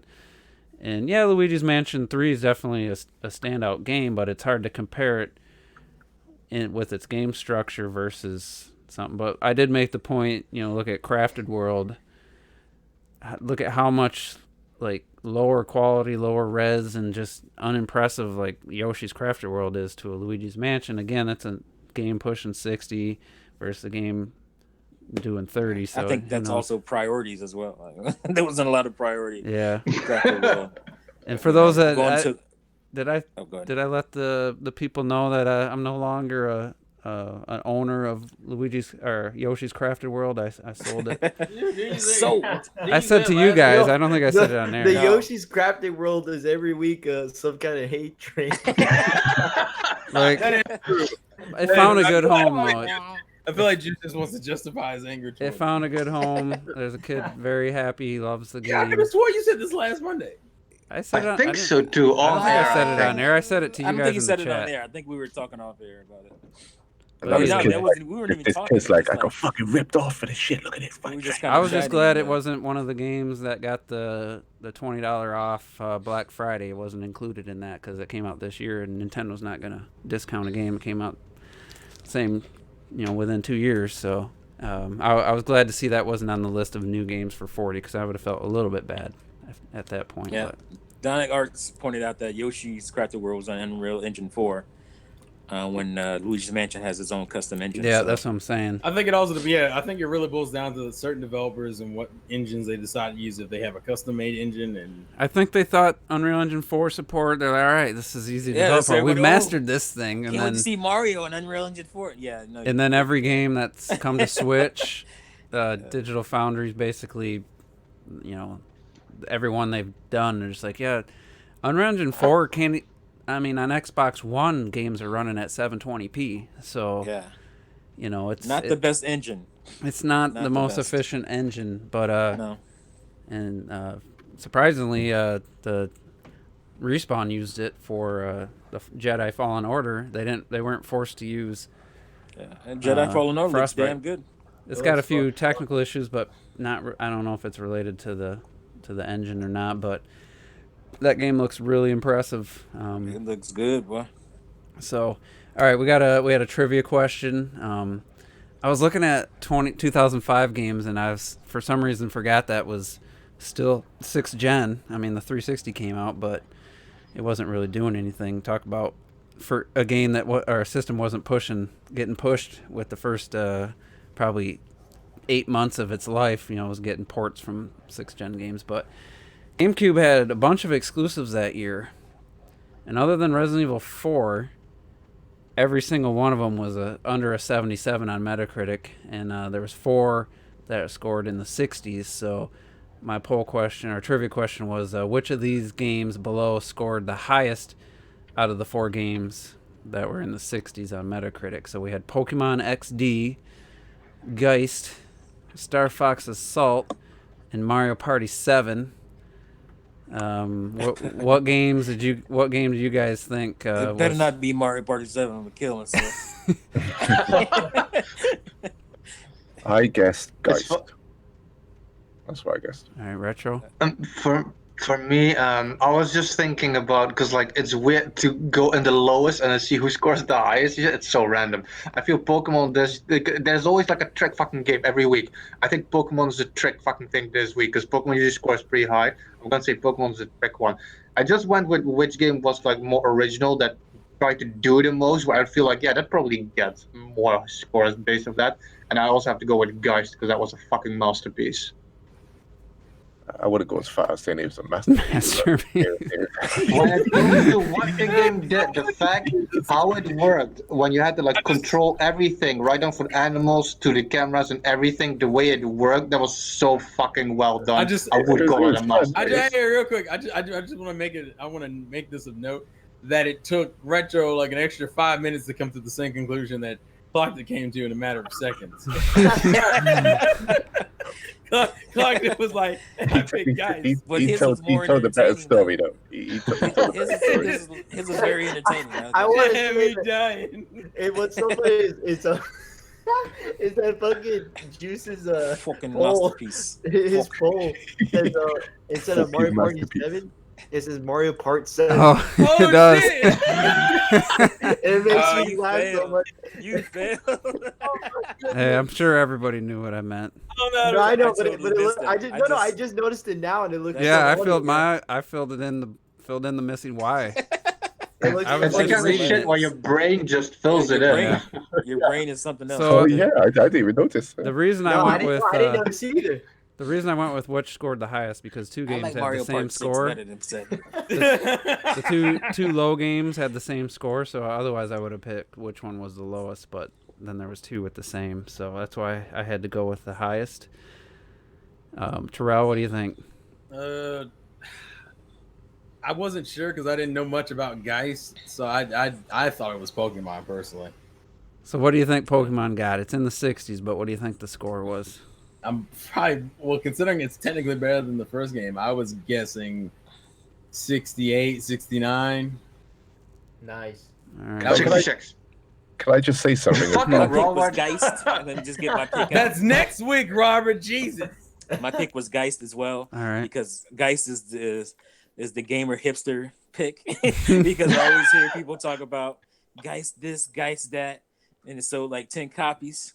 So I imagine I think that had to do with the fact it came out. I imagine T putting on tinted shades in this. I was surprised to see, but the gameplay in it is very solid. It is very, very top. I was just surprised to see so many, only 4 GameCube games in the same year, and so I was like, "What can I do a pull out of this?" So I trying to find sales numbers, but there's not very much accurate info. And I was like, "All right, what kind of scores?" And at first the first ones were like, "Oh, these are in the 70s," but there was 3. There was a bunch that had the same score in the 70s. So there was 76 was like the average. Almost every game got a 76. So I was like, all right, let's go to the next level. Is there 4 games that got a 6 in the 60s? Yep, there was. So Pokemon scored a 64 on the old Metacritics. Mario Party 7, 64. Geist had a 66. So it's a masterpiece, but got a 66. And so Star Fox Assault must be a fucking even more of a masterpiece because I had a 67. So I was right, yo. I didn't say it. I think I'm more surprised. Wow. Nintendo game, I mean, blown away. That was a bad year. They're usually 80 to 90s with their games. Can I just say Mario Party 7? 67? I think that's utter bullshit. That seems kind of ridiculous. Also, I'm surprised. I almost want to look up what the hell Pokemon Coliseum got because XD technically was a better game overall. Fuck me. Yeah. Geist is a dope ass game. That's insane. No, it's a good game, but it's just it's not a masterpiece. It's a 7.58 easy. Yeah. Easy. But Mario going Party to the 7, majority of people. Mario Part 7 is if you actually think about it, is Mario Sunshine, because you got the 3 NES games, you got the 2 SNES games, you got 64, and then Sunshine. Well, here you go. 43 critics reviewed Geist. I'm blown away. Yeah, the highest it got was an 88. 88 was the I thought highest. Assault was in the 7s. I'm surprised. So the highest score I got was an 7, 88. Edge gave it a 40, but so Pokemon won? Listen. No, Geist. XD won? No. Star Fox won. Yeah, Star Fox had a 67. That was the winner. Oh, 67 is the highest. Yeah, 67 was the highest. I'm more surprised that we went on Geist's page and all I see is Star Wars and Pokemon in the corner. It's ridiculous. Oh, they got ads. Hey, they got to put their billions towards something. Might as well be advertising. I mean, not towards game development. That's disrespectful, yo. So okay, let's get to the questions now. Look at that user score. That must be retro. I don't know why they. Why do they even allow user scores, I'm looking man? at my phone so I can't see. My computer keeps crashing. Chrome just keeps crashing. What is it? Hey man, Stadia comes out tomorrow. The user score. What was the user score? Stadia already. Are you getting that right? What was the user score for Geist? It was a green though. It was definitely 91. Okay, see that. Now that makes a little bit more sense. I'm waiting to just buy the individual games. Yeah, that's what I'm doing. Yeah, now you gotta get because if you can't do that until February. Yeah, I like that game so much. I thought they should have saved it for the Wii. I was like, that's what they should have. Yeah, the fucking Founders Edition lasts until February, Robert. So like, that's what you talking about. Yeah, when did Stadia come up? I didn't hear you guys. I know I didn't hear you guys switch the conversation. I'm like, what the fuck? I know me and Robert were. Stadia is dead in the water. That thing is a joke. I'm surprised because I was surprised at the prices of the games because they weren't that bad. All things considered, it was the fucking. They weren't that bad. They're charging $60 for Shadow of the Tomb Raiders, like a $30 game. $60 for Resident Evil 6. I mean, there's a whole discussion. All right, clocked it, GG. There's a whole debate about when an old game comes to a new system, should it be automatically discounted? And there's some gray area, it's nuance, like T always says. It's not, every game's not the exact same to go by, but when a game is just basically everywhere you look is like $30, $20, and yeah, it's a year old, but and just because you're on Stadia now it's back up to 60. I don't know, man. I think that's a tough sell. I was wrong because fucking just when you said it, I was like, I don't think that's right, and I went, oh no, you know what I saw? It was $10 the original Tomb Raider. That's what. Yeah, the original Tomb Raider is cheap. Rise is 30 and Shadow is 60. It's like I didn't realize. Excuse me, that's not the original Tomb Raider. It's not like this is the original of the new trilogy. Okay, it's not like this is like. It's not like clean yourself off the day. It's not like this is this is the PS5 version of with all the new bells and whistles. I mean, this isn't doing anything Xbox One X. I guess you don't have to buy the console, but on Xbox One X, if you don't have Game Pass, it's still a $20-$30 game, and I'm guessing on Black Friday it's probably a $20 game. It's like it's just gonna be hard for them to sell these games that are cheaper everywhere else. For like I said, who's this for? This can't be for the people that already own. This is for consoles. Super casuals. This has to be people who just don't have a PS4 or an Xbox One or a PC at this point. Like, I don't know who else it's for. Well, you're still just streaming. That's why I don't. That's what's crazy. It's like you're paying full price for something that's nothing. It's the future. Anyway, let's get to these questions. We don't want to talk. We don't need to talk about Stadia. It's gonna be forgotten. It should be dead in 2 years. Oh, real quick. Shenmue 3 comes out tomorrow. Yeah, it does. My friend told me. Why you did it? Why did you do it? What's wrong, man? And the Game Awards, don't the Game Award nominations come out? Yeah, they come out tomorrow too. Also, they also come out tomorrow. Nobody's talking about Shenmue 3. I just heard T had a seizure. T was like, ugh. That was one of the things I was going to bring up. We were talking about the few games that Sony actually ported from PS3 to PS4. Who knew that God of War 3 even came out? Like, they didn't even promote these other than the Nathan Drake collection. I just remember anyone buying. They weren't even really going all in trying to promote these as like as must. Well, I think there was games. There was some kind of what do you call it? Flare up between them and what was his name? John's. I forget his fucking. Almost thought you were gonna say John Cena for a second. Oh no, the creator of that game and Twisted Metal. There was like some kind of flare up between him and Sony. Huh? Was it like Jaffe? Jaffe, that's his name. Yeah. David Jaffe, right? That's David Jaffe, yeah. There was a flare up between that. I think that might have had something to do with it. So. Yeah, fuck those guys. All right, let's get to the questions. We're late into the podcast, so Lightning asks, do you think the reason why Link in the Zelda series doesn't talk is because Miyamoto stated before that Link was supposed to be the link between the player and the game and doesn't like his character talk and oversees the Zelda projects Onuma works on? That was kind of a bad end to your question. A little bit of a grammatical error there. I couldn't quite. Listen, but either way, we know when I'm drunk texting. Leave me the. We know that's the why. Answer is yes. We know that's why they don't have Link talk, and at this point, I think it's I think it's a stupid idea to keep doing it. Is. Link is a person. He's not a Link anymore. He is a character. Yeah. So at this point, he needs to be. Especially when you can't even change his name in the last game, you couldn't. Right. So I think just like with Astral Chain, I didn't think it worked in Astral Chain, and I don't think it was necessary in Breath of the Wild. So, but that's why. I mean, that's exactly why they've said that for a long time. I disagree. But let's move on. You didn't think it was weird to have everybody talking, Link just sitting there, like, and then they would have somebody react like he just said something to him? Weird reaction. I think you gave two different examples. One being Astral Chain, where they was just fucking stupid. No, Astral Chain is definitely different than Link. Yeah, and then Breath of the Wild, where a silent protagonist still, even though his name is Link, is still absolutely fine, and I think it still works absolutely fine. I think sometimes we're just so eager to get rid of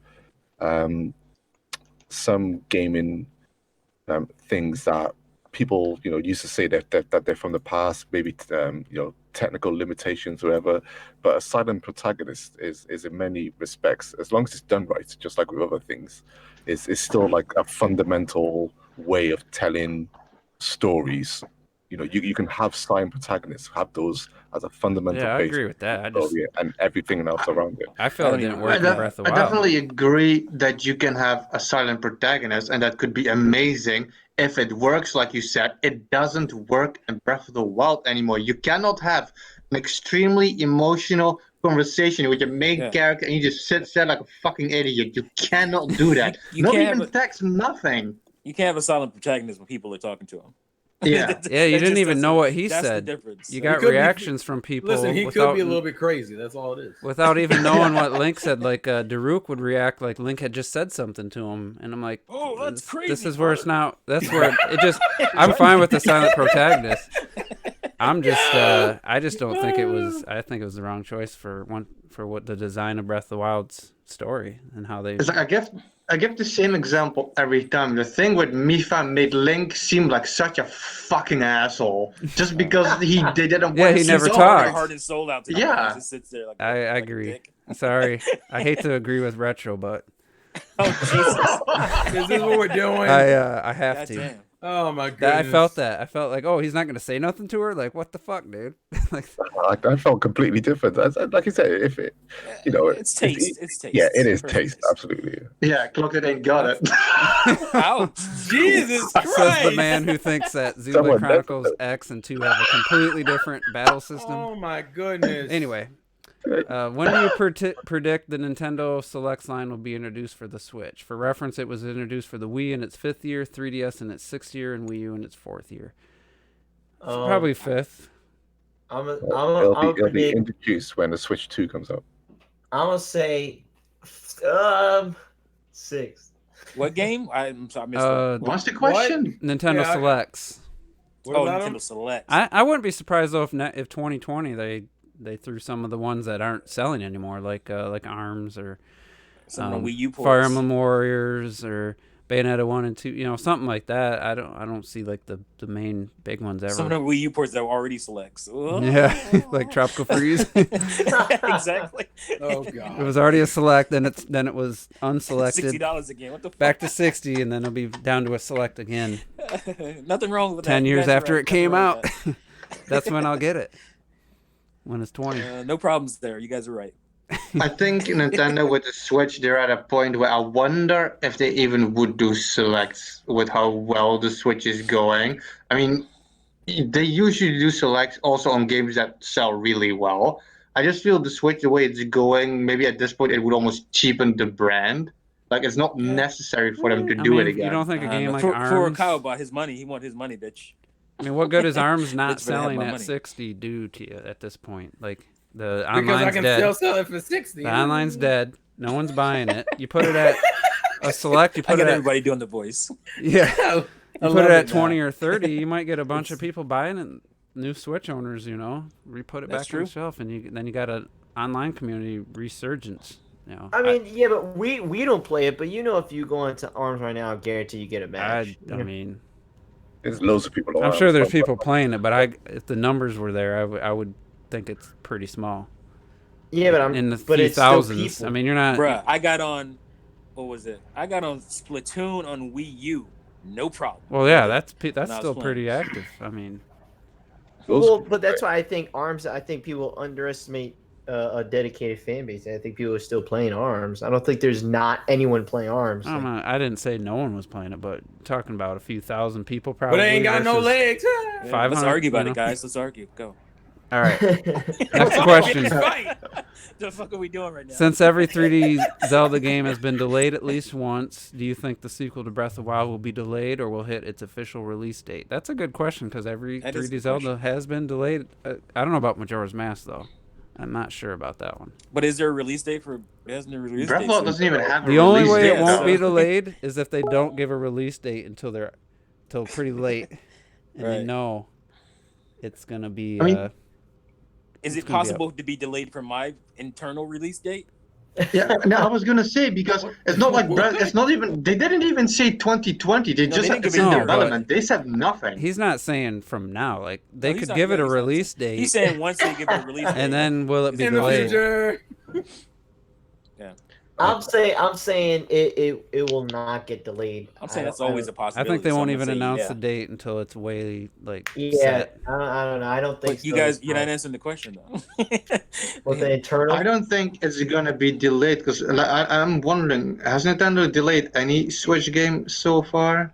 Like, it has anything apart from Animal Crossing? But I mean, come on, like, who can buy Fire Animal Emblem. Crossing when you're Fire buying like Emblem 10 other games? Fire Fire Emblem, Emblem, did it? Fire Emblem, and Yoshi Animal got Crossing, delayed. and Yoshi Yeah, Yoshi. Fire Fire Emblem got got delayed delayed. for sure. Okay, Yoshi so got basically all of them. Yoshi got delayed. So what you talking about, man? Shut They the gave fuck them up, Red they Rock. gave them release years and they didn't hit those years. So I would think, I mean, if they're willing to throw it out there, Breath of the Wild 2020, and then it's coming out March 2021, you know. But if they don't give it a year this year or next year, and then it's coming out, let's say it's coming out 2021, and they tell us the date way late. I mean, it's possible they could just wait to even say a year until it's like pretty locked, set in stone. So It could be March Animal 2021. Crossing got delayed. Yo, did you say that? Did yeah, you say that? yeah, we did. Yeah, that's the first one. Yeah. Bro, Yeah, yeah, it just- I mean, in the end, like, I always thought Robert's You sleeping can- right now. He's asleep. you can't he's really working, say he's working like, on you his know, backlog. Leave him alone. about delays, you never know why a game gets delayed. You could have some key programmer near the end all of a sudden die, and Didn't then Metroid and you Prime need to 4 delay get it. You delayed? Retro, why is the first thing you go to is death? Why Die. yeah, like, I like Didn't, there are so Retro many other death. ways to handle this. Didn't Metroid Prime 4 get delayed Retro too? death. So there's another one. Fucking No, to be fair, it didn't get delayed. It got canceled. That's two different things. Restarted. It got canceled and then Mother restarted. 3. oh, you bastard. Because Dude, that what's also wrong? never got What's a going release on, man? date, right? It never got a release Shit. year. Yeah, Pikmin 4 got delayed. Pikmin 4 doesn't exist. It was almost done. Now it's still Pikmin 4 3 years doesn't later. exist. Now I'm dead. All right, so the first part of this, we won't have to get back into all of what we talked about last week, but just thoughts on this year's Black Friday deals. Doesn't say gaming or anything, but will you partake in any deals? Are you looking to take advantage of any deals you've seen? Xbox One X, bitch. I saw a report from what's one of the bigger. Walmart? It's not a usual site for gaming, but they always cover gaming, like the Wall Street Journal type of thing. It was one of those Forbes or something. Yeah, they're saying they heard Gears 5, Xbox One X bundle for $350 is what they're hearing. Yeah, I already heard that. That's a hell of a deal. It's just sucks that they Does it got come with Game Pass? and that comes with a trial for for $1. Game Pass. But you get you know when you buy a new system, you get a month of Game Pass. Yeah, I'm sure there's going to be Oh, trials. yeah? and Then you Game could Pass buy and an shit. extra 3 months for $1. So you Yeah. get 4 months for $1. I'm probably gonna. I just gotta get a Xbox $5 card or something. I'll probably get the 3 month for $1 just so I can play Gears 5 and have another game to throw in the mix for 2019's Game of the Year discussion. I don't know if it'll make it in there, but I just would like to have I think it's a contender. I another think it's game under my belt. Pretty good. Pretty great. So, but his other question is, how many awards do you think Death Stranding will win during the Doritos Pope 2019 show? It'll definitely win I'm gonna say two, at least two. It's At winning least. Game of the Year, boys. It's gonna win for best story or whatever they call it, best narrative and best. Shill of the century. And best innovative performance. new genre, dude. Is that a Shill of the category? century. What's his name? It's gonna win like shit. Like I agree with like maybe the narrative and maybe Best something like for performance. the acting and Yeah. stuff. I honestly hope it. I don't think it would win Game of the Year, but like you never know. So I'm just hoping that they have some what do you call it? Some integrity to not let No. it win Game of the Year. I think it'll win. I think they'll create a new award for it. Best PS4 game in November. Didn't I think what it's was the gonna win award you something said like that. Resident Evil 2 won in? What was that awards? That was Golden Joystick. Yeah. Best. So the Remake. Golden Joystick is like the what's the Golden the other Globes. one? The Golden Globes. The Golden Globes, right? So it's a good indicator usually. So I Was just- Smash pretty there? good. Was Smash Smash nominated, on Game of right? the Year? Smash was nominated for best Nintendo Switch game. Oh, it What? wasn't a game What of the about year. Game of the It, Year, won- though? after it won best Nintendo Switch game at Golden Joystick. But what about Game of the Year, boy? I mean, Game of the year was Resident Evil 2. But was it No, nominated? but did it get nominated? Do you know? Oh, Smash? Yeah. No, it didn't get nominated for best game or game of the year. Well, I wonder what the other nominations were. Let me look that up. I had it written down somewhere. Let me see if I can find it. The fact that this game is being missed out, in my mind, there is no other game that should be game of the year apart from Smash. The screen cap. The amount of shit in that game and what is collaboration wise, what is achieved is beyond anything that fucking. It's beyond anything in entertainment ever. Anything. It's just beyond. It should win Game of the Year purely for what it has achieved. They should create a category for Smash. I mean, that's a game where you need to create a category. The amount of music on there, the amount of characters, the amount of content, it's just fucking. It's just stupid. It's so stupid. It just goes beyond. Nothing else should touch it. Death Stranding was not in there, but I think it's because it didn't make the nominations in time. If they make like a new category for Smash Juice, they make it like the best Smash game. I'm pretty sure you would think like Soul Calibur would win that. I mean, it's a fun game. It's not definitely not. Oh, and Unforgiven is saying Smash fan is angry. I'm not angry because I'm probably the least Smash fan here. I don't know who he's talking about. I'm just talking about just the game as a product, as a piece of entertainment for what it's done. It clearly is in there. I mean, there's nothing else on the market. If you're being honest. Well, because you think about, like, you know how Infinity War was marketed as the biggest crossover in entertainment history. But the thing is, in all reality, it's Smash. Like, it's not even like a question. Like, crossing over Marvel characters to the same property isn't nearly as impressive as bringing different companies together. Like, it's not even the same. It's not even the same echelon. Like, that shit demolishes Infinity War in terms of crossover. Mm-hmm. This shit is just absolutely like a monster that you can't topple. And legacy characters all over the place. It's insanity. I mean, you have like Nintendo and Microsoft working hand in hand on that shit. I mean, come on. Yeah, like how the fuck? What? And did you see that how does that happen? In Japan? I mean, we don't know, but there's this Smash event or whatever, and PlayStation is taking part of it or something. And it's like, imagine somehow they actually bring a PlayStation character to Smash. That would be. They don't have pretty odd. I don't know. They tried that. They don't even have for their own game. They didn't even have a landmark like character. They didn't have a character. Nathan Drake was like the top. I think was the top popularity wise in. Well, imagine if they brought over Nathan Drake to Smash. I mean, I wouldn't. Again, I mean, at this point, it's just a gaming thing. But like, it'd be bizarre. It'd be like they would have to use his character model from the first game. Oh, I thought you were going to say PlayStation. No, I thought you were going to say PlayStation Battle Royale. That's what I thought. That's what I was... Nathan Drake the one thing I don't like, even with Lost Legacy, it's just carried over from Uncharted 4. I hate the way your character moves. They look like they got a cramp or they got to drop a deucer and they're holding it in. Like, it's just the animations are just weird looking on the way their characters move in those games. What about Last of Us? You like the way they move? It's a little bit. Last of Us is a little less weird looking, but that's a slower pace game too. But yeah, it's just when you're just moving with Nathan Drake, he feels so slow, and I don't know. I don't think he'd make for a good character. Kratos is the only like one that'd have a move set that would be interesting. Yeah, you could have Kratos and Boy, So his taunts are just like boy, boy. All right, so this question is from Nomad. It's inspired by his recent Luigi's Mansion 3 playthrough. He loves games that employ unique mechanics for each level. Which unique level mechanics have blown you away in the past? Damn, that's a lot. So what for Luigi's Mansion? No, just any game. Any game? Mm-hmm. It's got to be Galaxy then, dude. Galaxy, that whole how they were able to make you feel like you're in space. Yeah, when you're running around down on a planet. They did an incredible job with that. Yeah. That definitely blew me away. Just climbing in Breath of the Wild. Yeah, climbing, dude. Climbing just changes everything, yo. Breath of the Wild. I don't know about games that have a unique level though, or unique mechanic for every level though. That's a tough one. I'm gonna be a gaming hipster and bring up a game we brought up earlier, and that would be Geist. Geist. I knew you were gonna say that.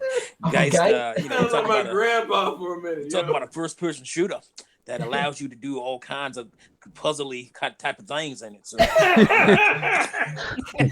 you ain't been in the South that long, boy. I've been in the South quite a few years, almost 20 years. So. Oh my goodness.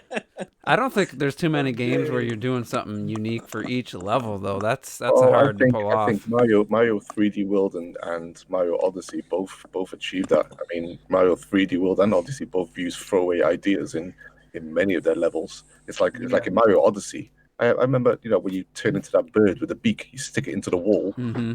Oh, that was so much fun. It's just a fucking throwaway idea. You barely see that again. In Mario Odyssey, you got the cherries in 3D World. Yeah. You got the cherries and stuff like that. These are just all throwaway ideas they chuck in there. Like the shadow levels when you I was gonna say the shadow level in 3D World. Galaxy. Or the piranha plants and stuff, and just stomp it up with the shadows. The gravity levels in Galaxy. So many throwaway ideas in there. It's just they just make great Mario Kart level. Yeah. Oh my god, yeah, yo. I think 3D World's probably one of the best or examples. even Odyssey, when one of my favorite Mario levels ever now is when you go to New Donk City, you do the Donkey Kong level. Yeah. Oh yeah, hell yeah. The whole theme is just fucking phenomenal. I hope Nintendo ports 3D World.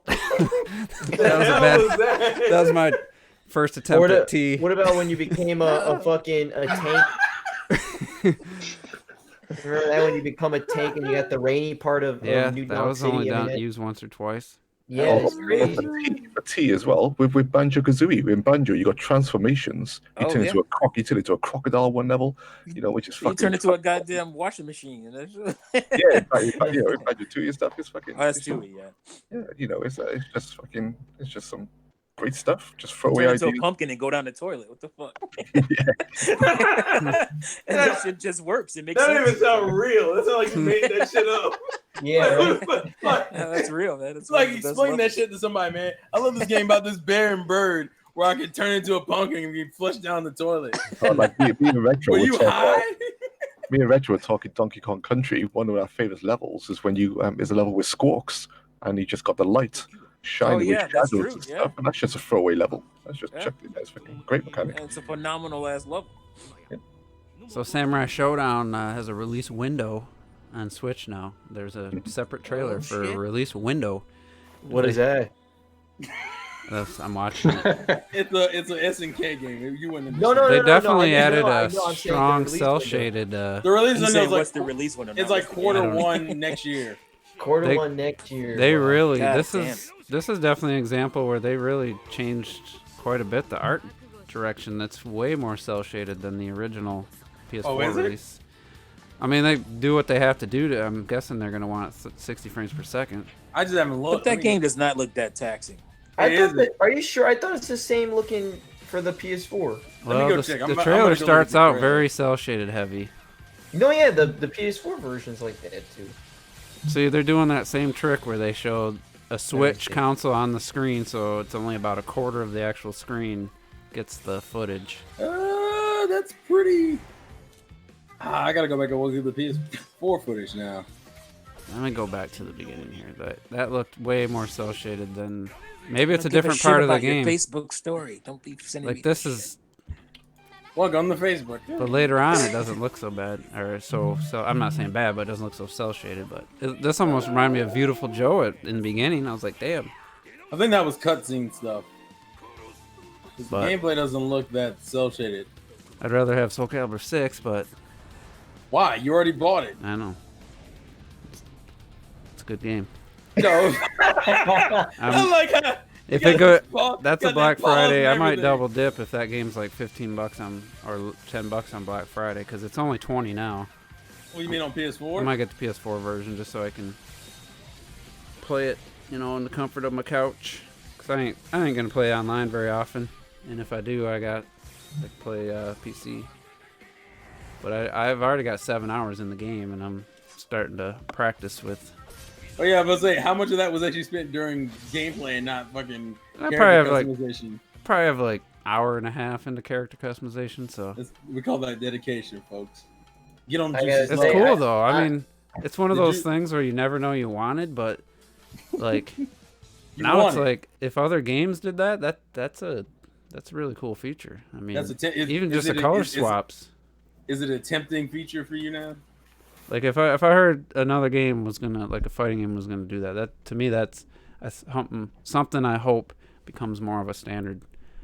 It's I honestly, I might pick up Samurai Showdown.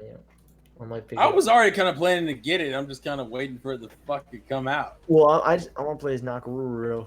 I wonder why. It's just funny that, not funny, but it's almost sad that this game, I remembered it got announced, but up until I looked it up when the whole Terry Bogard thing came out, that's when I realized the game had already released. It's kind of a shame. It came out like in June or something. I thought June or July. Well, this video's from March 25th, 2019. Well, I mean, I thought that was when it was announced. It didn't come out then. I don't know how he has 40 minutes of PS4 Pro gameplay unless there was a demo or... There probably was a demo of it, I thought. Let's see. Let's look it up. But it's just one of those things, like I always liked the original Go look game, it up, Robert. But it just kind of, another game kind of just... Use your non-Google Stadia. Got forgotten, got overshadowed. No one bought it. Well, I don't know if anyone didn't buy it. But it didn't sell very well, that's for sure. Yeah, I don't think. Well, it's even it depends. To be fair, it depends on what they deem as selling good. Well, King of Fighters went through the same issue. Yeah, it did have a sell. It came out in June, so yeah, maybe they had. Yeah, that's what I thought. It came out in June. I knew it was like summer. It was pretty cell shaded though. I guess I didn't. It came out before Evo happened. I knew that. Because it was talked about during Evo. The only thing I don't like about this style is the blood. I feel like the blood does not fit this art style. Oh, there's blood, yo. Yeah, you can see. Oh, yeah. I forgot. The blood seems kind of like. It kind of looks thrown in. Yeah, like it's like this game didn't really need it. Can you turn it off? I don't know if you can turn it off. It doesn't seem like it fits. That was my only. Yeah, I remember when I first played Samurai Showdown. I must have been about 12 years old, and I was going to France on a ferry boat, and there was an arcade machine there. And Samurai Showdown just blew my mind. I think it was one of the first games where the characters started getting like physical fatigue. Oh, battle damage. Yeah, towards the end of the round and stuff. I just put so much money into that when you're like on a ferry just for a few hours. It was phenomenal. Even modern games, the only two modern games that do that, I think Soul Calibur has the armor breaks and Dead or Alive has battle damage. Well, Mortal Kombat did one, but my experience, body damage in Mortal Kombat is just them being dead. my experience, I thought the selling point of Samurai Showdown was the zooming in, where it zoomed in, like when you got close together. That to me, that was like that was the wow gimmick. Mind blowing. And then the Super NES version didn't do that, and I was really disappointed. I was disappointed, but yeah. Anyway, that's gonna do it for the podcast. Thanks everybody for tuning in. Good discussion, guys, and we didn't have as many questions as last week. Probably worked out because we had a lot. We talked for quite a bit before we even got to them. So, but appreciate that as always, and yeah, I think we're gonna get out of here, and we'll be back next week. Peace.